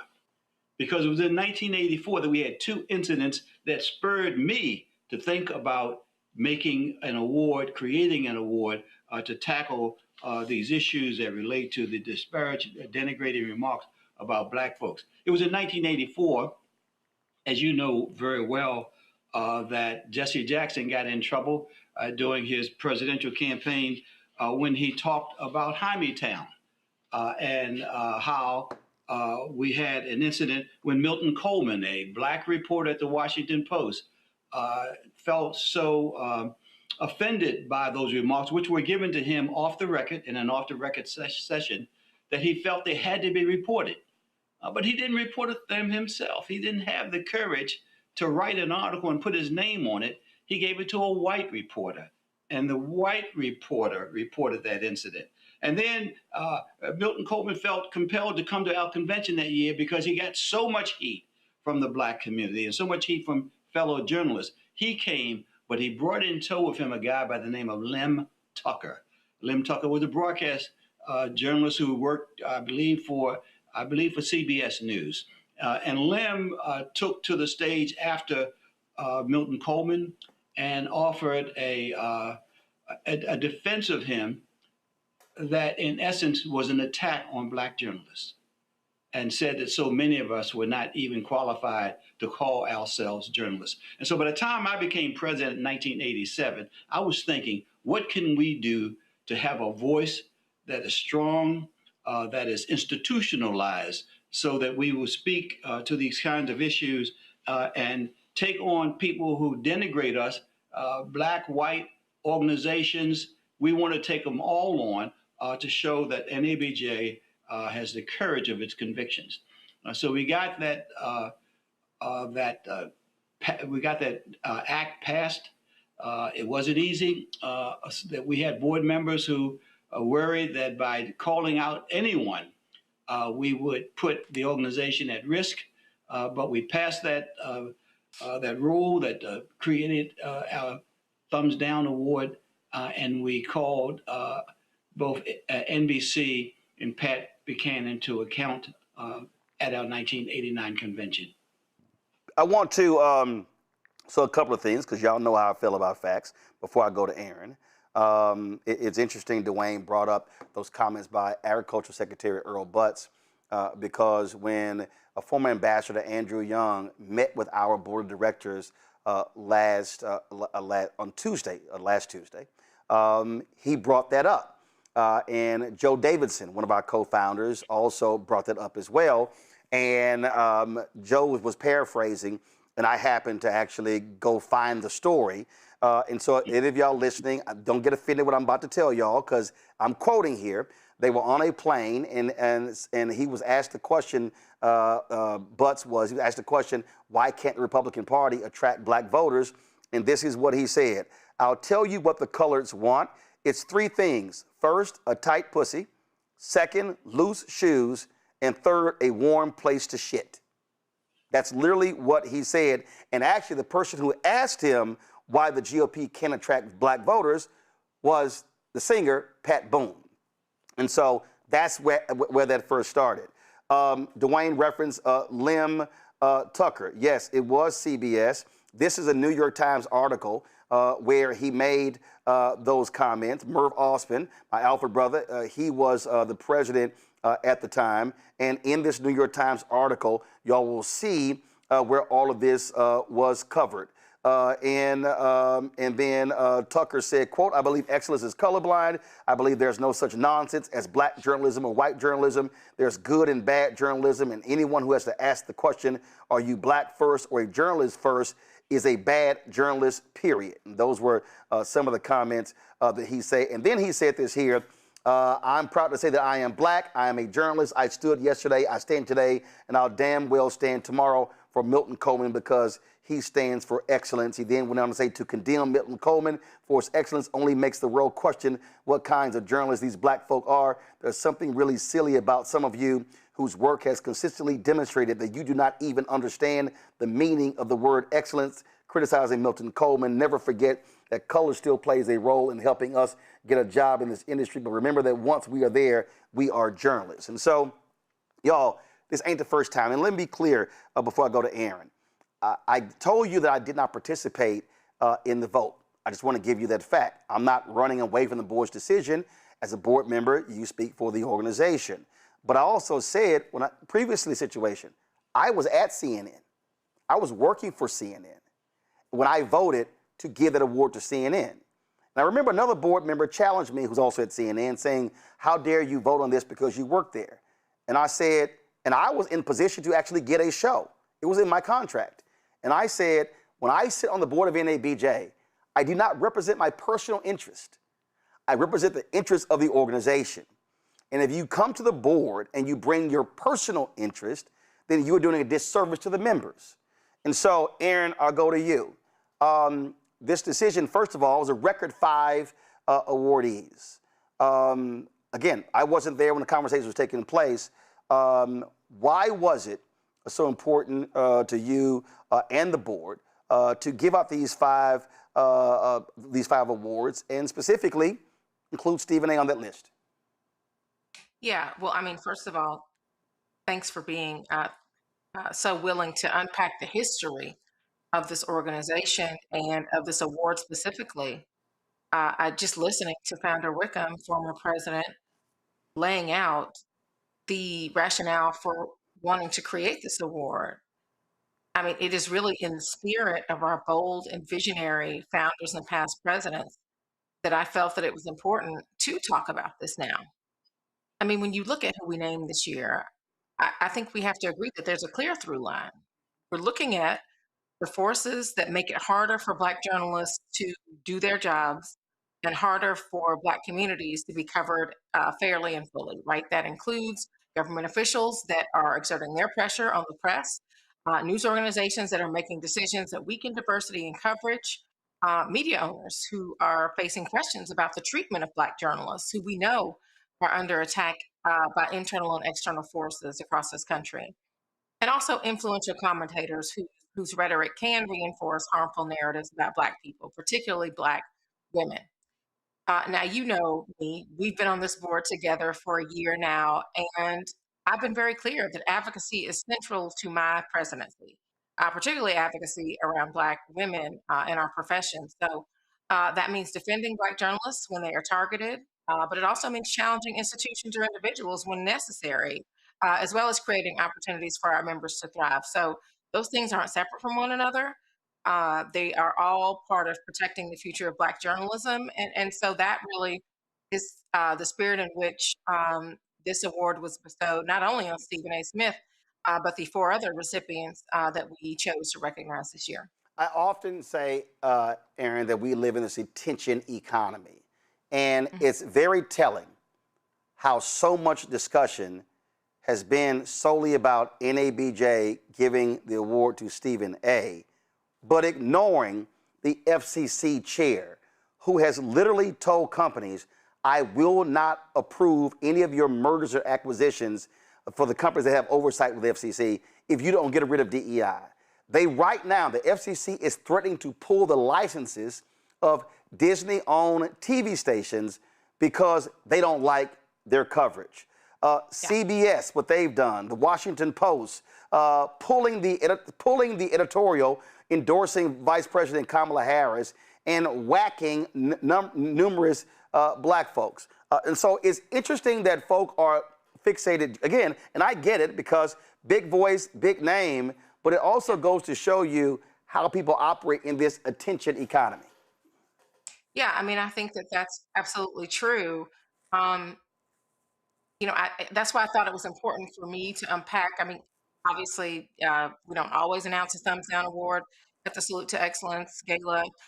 We don't always put those names on a screen, and certainly we don't always, as president, get on stage and explain that decision. But it really did feel important to talk about why we were naming the folks that we named, why we were naming as many folks as we named. I mean, I think you spoke to this earlier. We are in a moment when journalism is facing these growing political, economic, and institutional pressures, and the stakes really extend beyond any single offensive statement or newsroom decision or individual journalist. And so that was why I felt like we needed to say that publicly, why we needed to say that collectively, with these multiple institutions and individuals being recognized. I mean, to your point, like, the Federal Communications Commission has just tremendous power over the communications infrastructure in our country. We have to name that under Brendan Carr's leadership, the agency has increasingly used its regulatory ability to prosecute, I guess I should say pressure news organizations to challenge broadcasters in ways that really feel threatening to editorial independence. We know that it's creating a chilling effect on journalism. That is something that needs to be called out. When we saw the elimination of CBS's race and culture unit, right? A retrenchment. We just had a reckoning where you had news organizations declaring that this kind of coverage was important, that it was a priority, that it was part of the American story. And now here we see that unit being eliminated, and other workplace reductions that disproportionately impacted journalists of color in a way that did more than just change the literal complexion of the newsroom, right? Like, these decisions are reducing the expertise and the capacity that is needed to fully report on race and inequality in communities, which we know are the unfinished business of this democracy. This is the story. This is not a side issue, right, for journalists to be covering. This is the main issue. And so to not have that expertise in the building, that is an issue of just the fullness of the coverage that is now available there. Not to mention that there are questions around editorial independence and newsroom decision making that have been a result of some of the decisions that have been made there in the past year. We're talking about Black ownership, right? The Dewan McCoy, that recognition. We need our local journalists who are in news outlets across the country to know that we're not just focused on what's happening with the most high profile places, right? Like, we are also focused on the places where people, are working and whose names we don't know.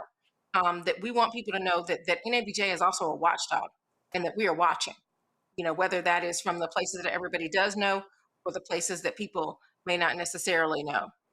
So, I mean, I think all of this is cumulative, Roland. This has been the work that we've been doing this entire year. And so, I think that what we did Saturday night was absolutely in keeping with not only what NABJ has been doing for 51 years, but certainly what we've been doing over the past year. Before I go to Dwayne, this is Dewan McCoy, owner of Wish, Circle City Broadcasting, parent company Wish TV in Indianapolis. He has responded, giving him that award troubling. And so that's his response. Dwayne, earlier you talked about courage. And look, it's not always easy. And even when we have voted, there have been dissension. I remember in 2011, when we gave that award to CNN and all those networks, a former president actually violated our protocol and went and told NBC that they were getting the award. NBC was not happy. And because of that person's action, we actually took a second vote and ratified that decision. The president at the time would not issue the press release announcing the thumbs down. In fact, Erin was on that next board. I left. She was on that next board, and it took that president 9 months to release the thumbs down award, and he had to be forced to release it by his own board. And it was dropped on a Friday night where we know stories are buried. And you often have people say, oh my God, we can't do this because we're going to lose sponsors, and these are people who have supported us. And I remember when Jeff Zucker was pissed off when we went after him and CNN, and he said, we're not going to go to NABJ, but they were there the next year. We've had company, you've been in those rooms where companies have been fighting with us and upset with our criticism. But the reality is, if you study that list of 44 awards, many of those folks, even the people who got hit 2, 3, 4, 5, 10 years ago, they were back sponsoring because they understood what our role has been in calling balls and strikes in journalism. Yeah, and we must continue to call balls and strikes. You know, listen, we are under attack. Black America is under attack. We should make no bones about this. And it's not simply about attacking journalists. Black America is under attack. This whole white replacement thing that's going on among folks on the other side of this issue, we have to struggle to make sure that we can hold off these forces, these enemies at our gate. And we have to hold them off and then find a way to defeat them. And while we're at it, we need to understand that we cannot defeat the enemies at the gates if we do not take on and defeat the enemies within. And so the challenge is great. That's why I said I'm so proud of our president, because she didn't just issue a press release, not even a timely press release. She stood up in front of an assembled group of journalists and our supporters and others at the most public event of our convention and made public the announcement of these 5 recipients of our Thumbs Down Award. I just think I cannot praise her enough for the courage it took to do that. And for people who don't know, and again, I just need people to understand, if y'all looked at that list, there are Black people on that list. There are Black media institutions on that list. And Dwayne, for folk who have no understanding, and I didn't know this story until Joe Davison told us, at the first convention, y'all on the campus of Texas Southern University, and TSU kicked y'all off the campus, and you had to have an award ceremony around a pool with pizza. Tell people what happened. Listen, you know, we wanted to go to the convention largely because Texas Southern had just created a school of journalism only 4 or 5 months before NABJ was created. We saw some relationship there, and we got there, and we had a very active and lively discussion about who can be a member and what status of membership can people have. And we called ourselves the National Association of Black Journalists, and so we felt we should say full membership would be limited to people who are themselves Black journalists. We thanked our university friends for inviting us, and we said certainly university professors, journalism professors could be associate members.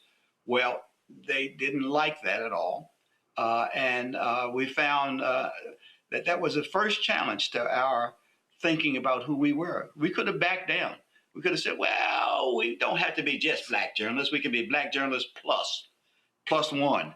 But in fact, we held to our principles, and we were asked to leave campus. We were evicted, literally, from campus. It was a 3-day campus. It was a 3-day convention that lasted about 2 1/3 days before that morning we were kicked off, but not before Chuck Stone held a press conference to talk about the Earl Butz matter and to call for his dismissal. We held out, by the way, our first banquet, our first closing banquet of the NABJ convention was held poolside at a motel. We ordered pizza. Well, the convention is in Houston next year. Someone was saying that I think we ought to actually have a reception around the Texas-shaped pool at the Marquis Hotel in honor of that event, and invite the Texas Southern University president and others just to have a good laugh, to reminisce about that. Let me ask Aaron this. Lord, I hope that's not too triggering for the family. We love our university friends now. Texas Southern has a world-class journalism school, and so we don't want to besmirch them in any way. Invite them, let's ask them to come. They can come along with Morgan and Howard and Hampton. There are and Florida A&M. There are 5, as you know, Roland, only 5 schools of journalism in America, and let's invite them all there. Oh, absolutely, absolutely. I think it'd be fun. And again, my high school, Jack Case, is across the street from TSU, so I think that'll be pretty interesting. And of course, my Alfred brother was the former head of the School of Communication, Dr. James Ward. Aaron, Stephen A. on his response said that he reached out to you to come on the show. You declined and said, let's have a private conversation. I've had people reach out to me and say, you were wrong to publicly call him out, but then say chat privately. But you actually talked to some of the other folks who were given the same honor, and there were private conversations, correct? Yeah, there were private conversations that happened before we announced the Thumbs Down Award with some folks. But look, when Stephen A's folks reached out to me and invited me to come on the show, what my response was that let's have a private conversation first. Look, I never said that I was unwilling to have a public conversation with Stephen. I just said that I don't believe that the first step should be for me as president of NABJ to go on to his program, right? So I've offered this private conversation. That offer still stands. I said on the stage on Saturday night, the door is open. The opportunity for change is here, right? So I believe accountability begins with listening. And then from there, we can talk about what, substantive public engagement might look like, but we're not there yet, right? And for me, a rebuttal is not accountability, right? Like, let's talk about what real accountability that's going to lead to changed behavior looks like. I mean, he said in his response that he heard us and that he was listening, but I don't know. I mean, he seems to think that what I'm saying here is that NABJ bestowing this award on folks somehow means that we are making them enemies of NABJ, which is absolutely not what I'm saying here. And I get it. Stephen A. Smith has been in and around and shaped by and giving back to NABJ for a long time. So I get that this is kind of landing differently from him, that he's feeling some type of way about this because he does have a real history with us. But, I hope that means that NABJ also matters to him, that our voice also matters to him, and that we can celebrate his success, but also challenge him when we think that he can do better, and that we have an expectation that he will because of his relationship with us. Like, that's part of what community is supposed to be. And so I hope that there is still a chance for us to come to the table, and then, hopefully to get to a public conversation that leads to real change. On that particular point, I'm going to go to Dwayne. First of all, again, the Thumbs Down Award is not about career. It's literally what has happened in the previous year. Absolutely. Absolutely. Listen, the President Haynes has already spoken to this point, but let me piggyback on it. The door is open to Stephen A. Smith. Listen, Stephen can come back into NABJ and have a conversation with the board, with the members. He really needs to have a conversation with the membership. It's the membership that if you listen to that broadcast, that cheered, actually they booed when his name was called. It's the membership that is feeling this way, and it is a reflection of our membership that the board took this action. And it is a moment, I think, for reflection on his part. God knows we don't want to push him out of our organization. He has, in fact, had a long and supportive presence, but it doesn't mean he hadn't stumbled, because we all have stumbled.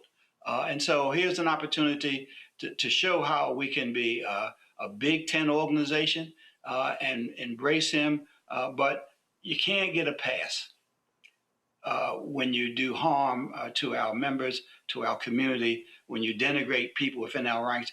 And God knows, given the history that some of our political leaders have had in denigrating Black women journalists, we do not want to have a situation where that action goes unchallenged, either among the politician, the political class, or most certainly among Black journalists who we embrace as members of our organization.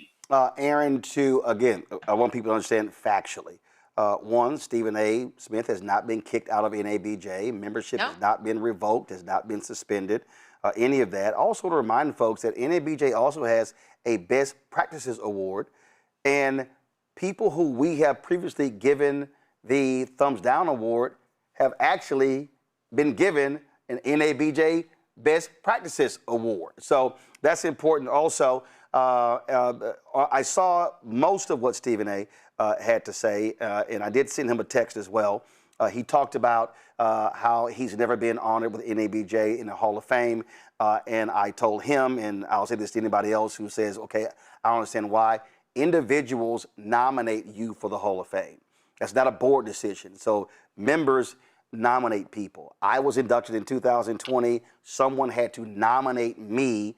A committee evaluates the choices. It goes to the board. Board votes. And so I can't recall if anybody, I don't know, not my time on the board, if anyone nominated him, but I just simply say that's how it's done. And again, these are facts that are just critically important. Last, I do have my panel here. They want to ask a question of one or both of you. Congo, you go first. Thank you both for your leadership over the years. I've been a real admirer of both of you. I want to know, coming out of this conference and with this award, what, or thumbs down, I don't know, I don't want to use the term award. How do you see this going forward? It's called, it's called the NABJ Thumbs Down Award. That's what it's called.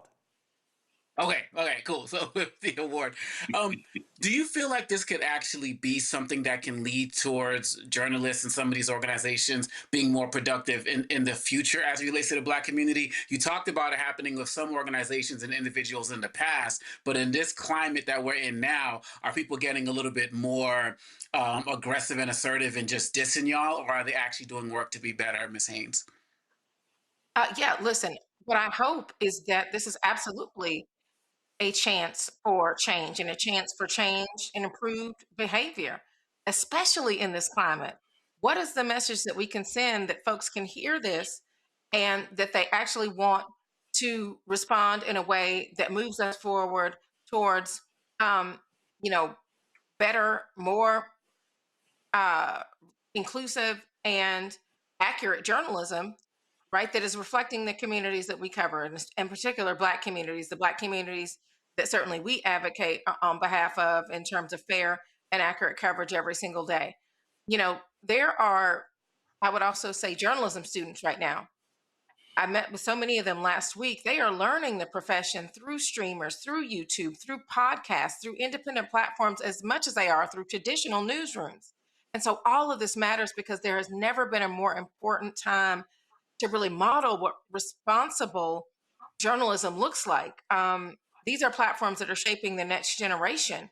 And so, in terms of what I'm hoping comes from us bestowing this recognition on to all 5 of these recipients is that there is listening, there is reflection, there is a serious conversation about the patterns and behavior that we're seeing. And ultimately, the measure of accountability is going to be about whether anything actually changes, right? On his show today, Stephen A. said, what does this have to do with journalism? I would say what this has to do with journalism is what we normalize.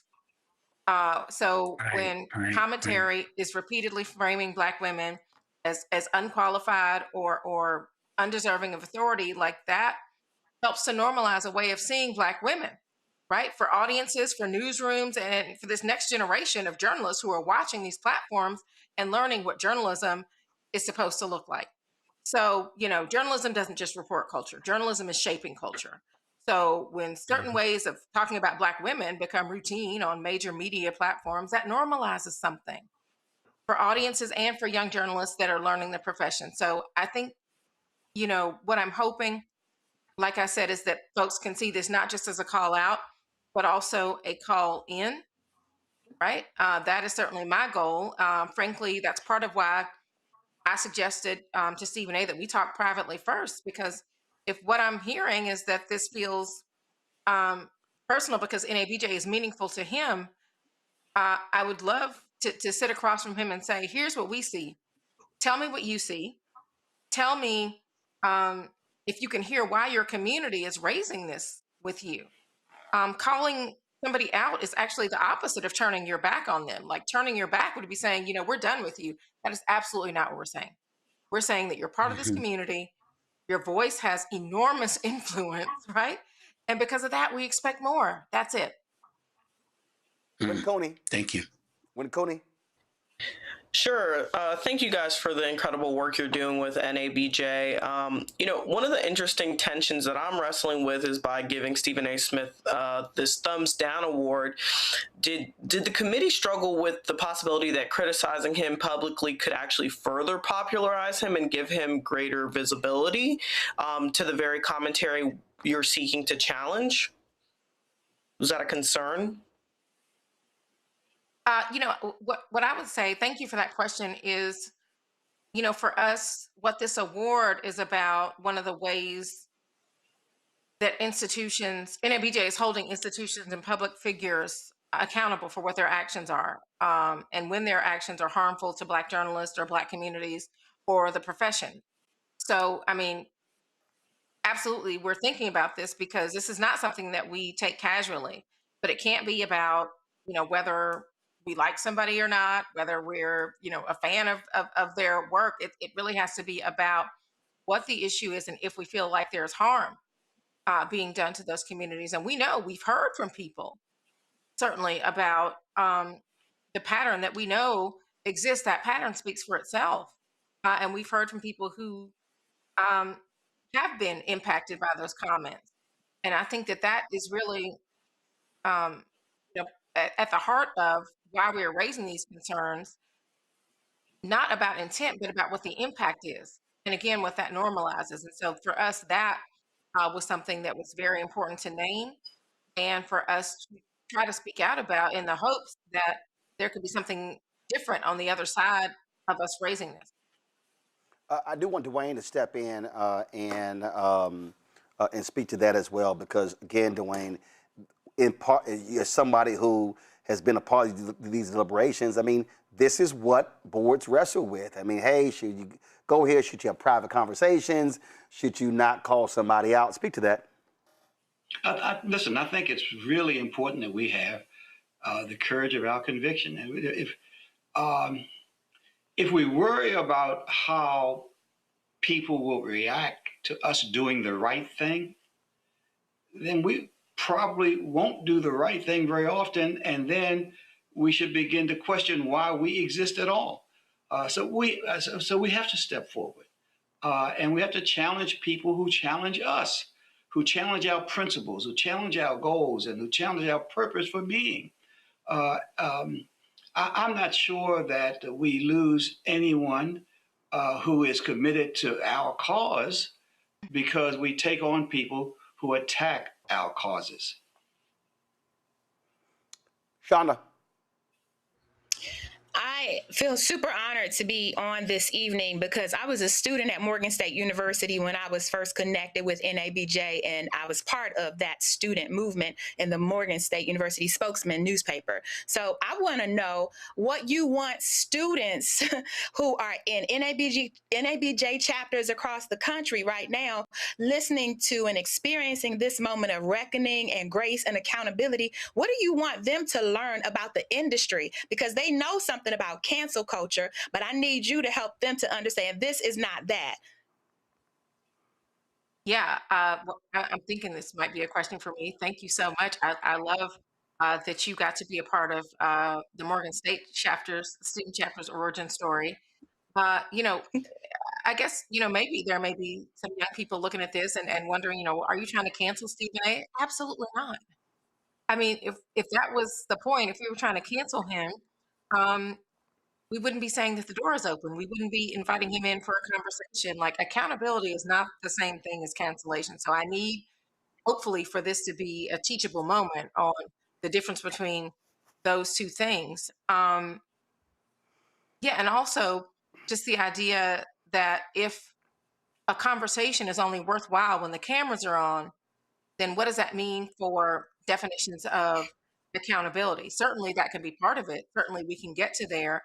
But I really think, to your point, there are journalism students right now who are looking at this. And so we do have an opportunity to really kind of model not just what responsible journalism is, but what leadership in this moment can look like. This is not an attack or an indictment on journalism. This is a defense of journalism and in defense of the best of Black journalism and what we know that that looks like and what that can be. Amen. As you said, Stephen needs to reach out to you. But actually, before we already did that, have the other folks, DeJuan McCoy, Brendan Carr, Washington Post, CBS News, have they reached out to ask for a conversation with you and or the board of directors? I would say that we have heard from DeJuan McCoy. We have not heard from him requesting a conversation, only for him stating his displeasure, I guess you could say, over him receiving this award. We have not as yet heard from the leadership of any other recipients at this point. I want to do But the door is open for that. Let me just reiterate that. The door remains open to hear from all of these folks. My hope and my thought is that the Thumbs Down Award is not meant to be the end of a conversation. We hope that it can be the continuation of one. I'm going to take that as your final comment. Dwayne, your closing point. I don't want us to go away thinking that there is some need for us to defend what we've done. There's a need for us to worry about damage done by the actions that we've taken as an organization. We are responding, we are reacting, we are calling out bad behavior. And bad behavior, when it's injurious to our goals, to our purpose for being, to our members, is behavior that has to be called out and has to be called out in the loudest possible way. All right, then. NABJ co-founder, former President Dwayne Wickham, I certainly appreciate it. Thanks a lot. NABJ current President Aaron Haynes, I appreciate both of y'all joining us right here on Roland Martin Unfiltered. Thanks for having me. Thanks for having us. Folks, that is it for us. Let me thank Shonda. She's a newbie. This is her first time on the show. We didn't haze you too bad, so it's all good. Let me thank Ame Congo and Win Cooney as well. Appreciate all three of y'all being on today's show. Folks, that is it for us. I am rocking here. Let me stand up here, y'all. I'm rocking today. This Right Shoot Edit shirt. Got this. This was from the Atlanta Association of Black Journalists. I forgot when they sold. I think it was last year. And so they did a phenomenal job as the host chapter of this year's national convention. Just so y'all want to give y'all some stats. We actually, this convention here was the second most attended convention in the history of NABJ. 4,302 people registered for the convention, second only to Chicago, where we were there was a couple years ago. They had 4,363 people. And so I fully expect when NABJ comes to Houston next year that we do things bigger in Texas, that we're going to break the all-time record. And I'm about to be real aggressive. I'm setting a goal. I want to hit 5,000. I don't even want to make this thing close. And so if you are a professional member, if you're a journalist, if you are a student, if you are in PR, if you work in the media place, we have, of course, categories for everybody to join NABJ. So I want you to become a member because with the training and the things that we do, certainly they matter. You can go to nabjonline.org to join the association. I have been a member since 1989. I crossed Alpha in April of 1989. My first NABJ event was a regional conference in Little Rock, Arkansas, and that's why I decided to run for the national board and was elected in New York City at the Hilton in August of 1989. So again, we want to see folks in Houston. I want to shout the Houston Association of Black Journalists. We had the kickoff party Saturday. Trust me, HABJ has got some great stuff lined up. I'm going to get the video from them. They played it. I got to shout out my girl, Melanie Lawson, longtime anchor at KTRK, Channel 13 in Houston.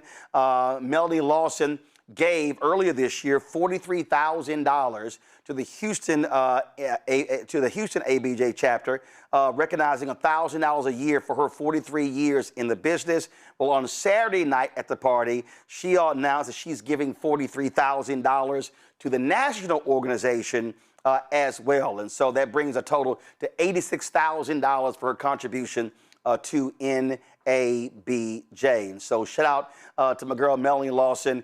She's since retired from Channel 13, so look forward to seeing her when we are in Houston. And I'll say this to close this out. Listen, Stephen A. said the same thing in his video, and I totally understand how he feels. He talked about the importance of NABJ and what it's meant to his career as well. Look, I understand that. I've said this. I have not been silent about my support for NABJ, my love for NABJ. Listen, I chose every year to attend the NABJ National Convention, then going to the convention of Alpha Phi Alpha Fraternity Incorporated. In fact, my first Alpha convention was in 1999. I wasn't back for 20 years. I had to make a decision. I could only afford to go to one, and it was NABJ or it was Alpha. I chose NABJ because that was my career. And just like him, I've helped a lot of people. A lot of people have come through. And the bottom line is this here. It's not personal. And again, I wasn't there when the board decided, but the bottom line is the board made the decision and we move forward. And the reality is there are going to be those moments where we disagree. I can tell you right now, we've had some contentious fights in NABJ. People have battled. We had a business meeting last week and it got a little rough with the decertified candidate who had been previously who was on the board and who was running for re-election. Those things happen when you're in organizations, but the support also matters. I got no problem saying this, because I said to the membership, in the past year, I personally donated $170,000 to NABJ, because this is why, in this moment that we're in fact, I remember I went to the ESPN all-day summit, and there was a sister who was sitting there, and she says, "Hey, so good to see you. You paid for my convention one year." I didn't remember her. I remember paying, but those are the things that actually happen. And so there have been times when we have been disappointed by organizations, how they respond to us, how we've been treated. But the reality is the same organization has been there for us. All of this matters because I have been saying this point blank. And that is, and I got a book coming out, and we're going to start selling the book in September. And in that book, called Black Forward, I literally have said that in this moment, the moment that we're living in, what we're now dealing with is we are going to have to depend on our institutions more than anything else. In this moment, we are going to have to lean on our members. We're going to have to depend upon our organizations. And in this moment, we all are going to pull our own weight. And so I lay these things out in my book. I talk about Black organizations today, how our goal is not seeking white validation, but it's to build Black support, to build Black businesses, to build each other. In the last 18 months, we have seen more than 1 million Black people, 600,000 Black women, 500,000 Black men lose their jobs. Black unemployment, it is a higher rate. In the journalism industry, we've seen massive layoffs. Before our convention, Scripps announced 300 folks being laid off. We've seen these things happen. And so this is a moment where Black journalists must rise to the occasion. This is a moment where we must support our Black institutions, even when we disagree with them. We can have family fights, but the greater fight is not fighting a member. The greater fight is fighting the institutions that want to take out all of us. Because the reality is this here. Stephen A. Smith works for Disney. That's ESPN. Brendan Carr, Donald Trump's federal communications chair, wants to wipe out the licenses of the ABC-owned stations. That means that he wants to take those licenses and give to someone else. That would be the loss of thousands of jobs, including many Black people. And so we need to understand the battle that is going on. The numerous Black folks who lost their job at CBS News, weekend anchors, producers, reporters, digital folks, those things are happening. Jeff Bezos, one of the richest people in the world, massive layoffs at the Washington Post, wiping out Black people. Karen Attiah suing the Washington Post and had to go to a court or arbitration when it came to her job. So these things are happening in real time. And you've heard me say, bottom line is, journalists, are the ones who have to hold people to account. It's journalists that must hold federal officials, state officials, county, city, school board, corporate, nonprofits to account for what they are doing. Black-owned media, understand next year, 200th anniversary of the Black press. March 16, 1827, the founding of Freedom's Journal, the nation's first Black newspaper. Of course, we have that mural in one of our offices. The third paragraph, the quote says, "We wish to plead our own cause, too long have others spoken for us." I'm saying all of that because in this moment, this is when we need Black journalists working at mainstream institutions, Black journalists working at Black-owned institutions to take this thing even higher when it comes to accountability. Lim Tucker made that comment to NABJ. Dwayne referenced in 1984. I disagree with every damn thing he says. You can be Black and be a journalist. Because the reality is, I am Black first, because I was Black before I was a journalist. So I can be a Black journalist, a journalist who is Black. I can cover anything. I can cover Black stuff. So I cannot negate my Blackness just because of the title journalist. And so we will go beyond this. We will move on. We will agree to disagree. But more importantly, we will continue to challenge power and hold power accountable in every circumstance. Folks, that is it for us. Let me thank all of you for watching. And again, let me thank everybody who, of course, I ran into last week at NABJ in Atlanta. Some phenomenal people we met, some great panels that we had, and it's all been wonderful. All right, folks, support the work that we do. Join our Bring the Funk fan club. We have the conversations here other folk don't want to have. We have the conversations here other folk are scared to have. But your support is critical. We do not have millionaires and billionaires cutting us checks. We do not have those folks, cutting us checks every single month.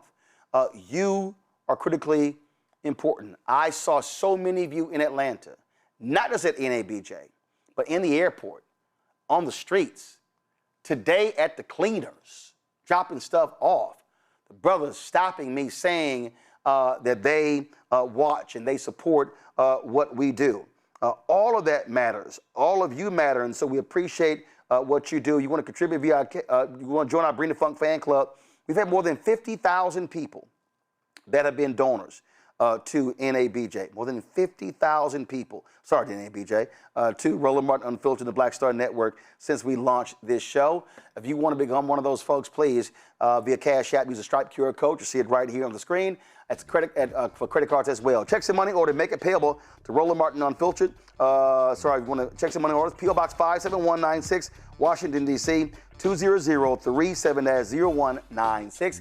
PayPal's R Martin Unfiltered, Venmo RM Unfiltered, Zelle Roland at RolandSMartin.com, Roland at RolandMartinUnfiltered.com. Download the Black Star Network app, Apple phone, Android phone, Apple TV, Android TV, Roku, Amazon Fire TV, Samsung Smart TV. If you want to get our Roland Martin Unfiltered swag, go to shopblackstarnetwork.com. shopblackstarnetwork.com. You see our new shirts. Flamethrower, the Robert Patillo shirt, the MLK shirt. Be true to what you say on paper. Of course, don't blame me. I voted for a Black woman. I had some people on my social media saying, man, I want to get that shirt with the chair and Team Whip That Ass. Keenan, let's make sure that we do that. But I want to do a redesign. Let's put Roland Martin Unfiltered, of course, at the bottom of that as well. And so go to shopblackstarnetwork.com. All these products you see in our control room, in our studio, these are all Black-owned products that are available on our website. So please be sure to support them. More than 50 companies, y'all. When you buy these products from shopblackstarnetwork.com, then you also are supporting this show as well. Lastly, do me a favor, download the app Fan Base. You can follow me at Roland S. Martin. They had a new platform coming out. Cannot wait to talk about it. Can't wait to show you. It is exciting. Let me also shout out my man Claude Cummings out of Houston. He leads the Communication Workers of America. As I was walking through the airport yesterday, racing to my gate, they had the Human Rights Conference in Atlanta. I ran into a bunch of their folks in their red shirts. And again, go to my iPad. This is the photo I took with them. Again, the Communication Workers of America. Claude Cummings is a huge supporter of this show. Me personally, he's from Houston, so I wanted to give them a shout out, of course, for seeing them, and keep up the great work, CWA. Folks, that's it. I'm going to see y'all tomorrow right here. Roland Martin, Unfiltered, on the Black Star Network. Unapologetic, unfiltered, and absolutely black.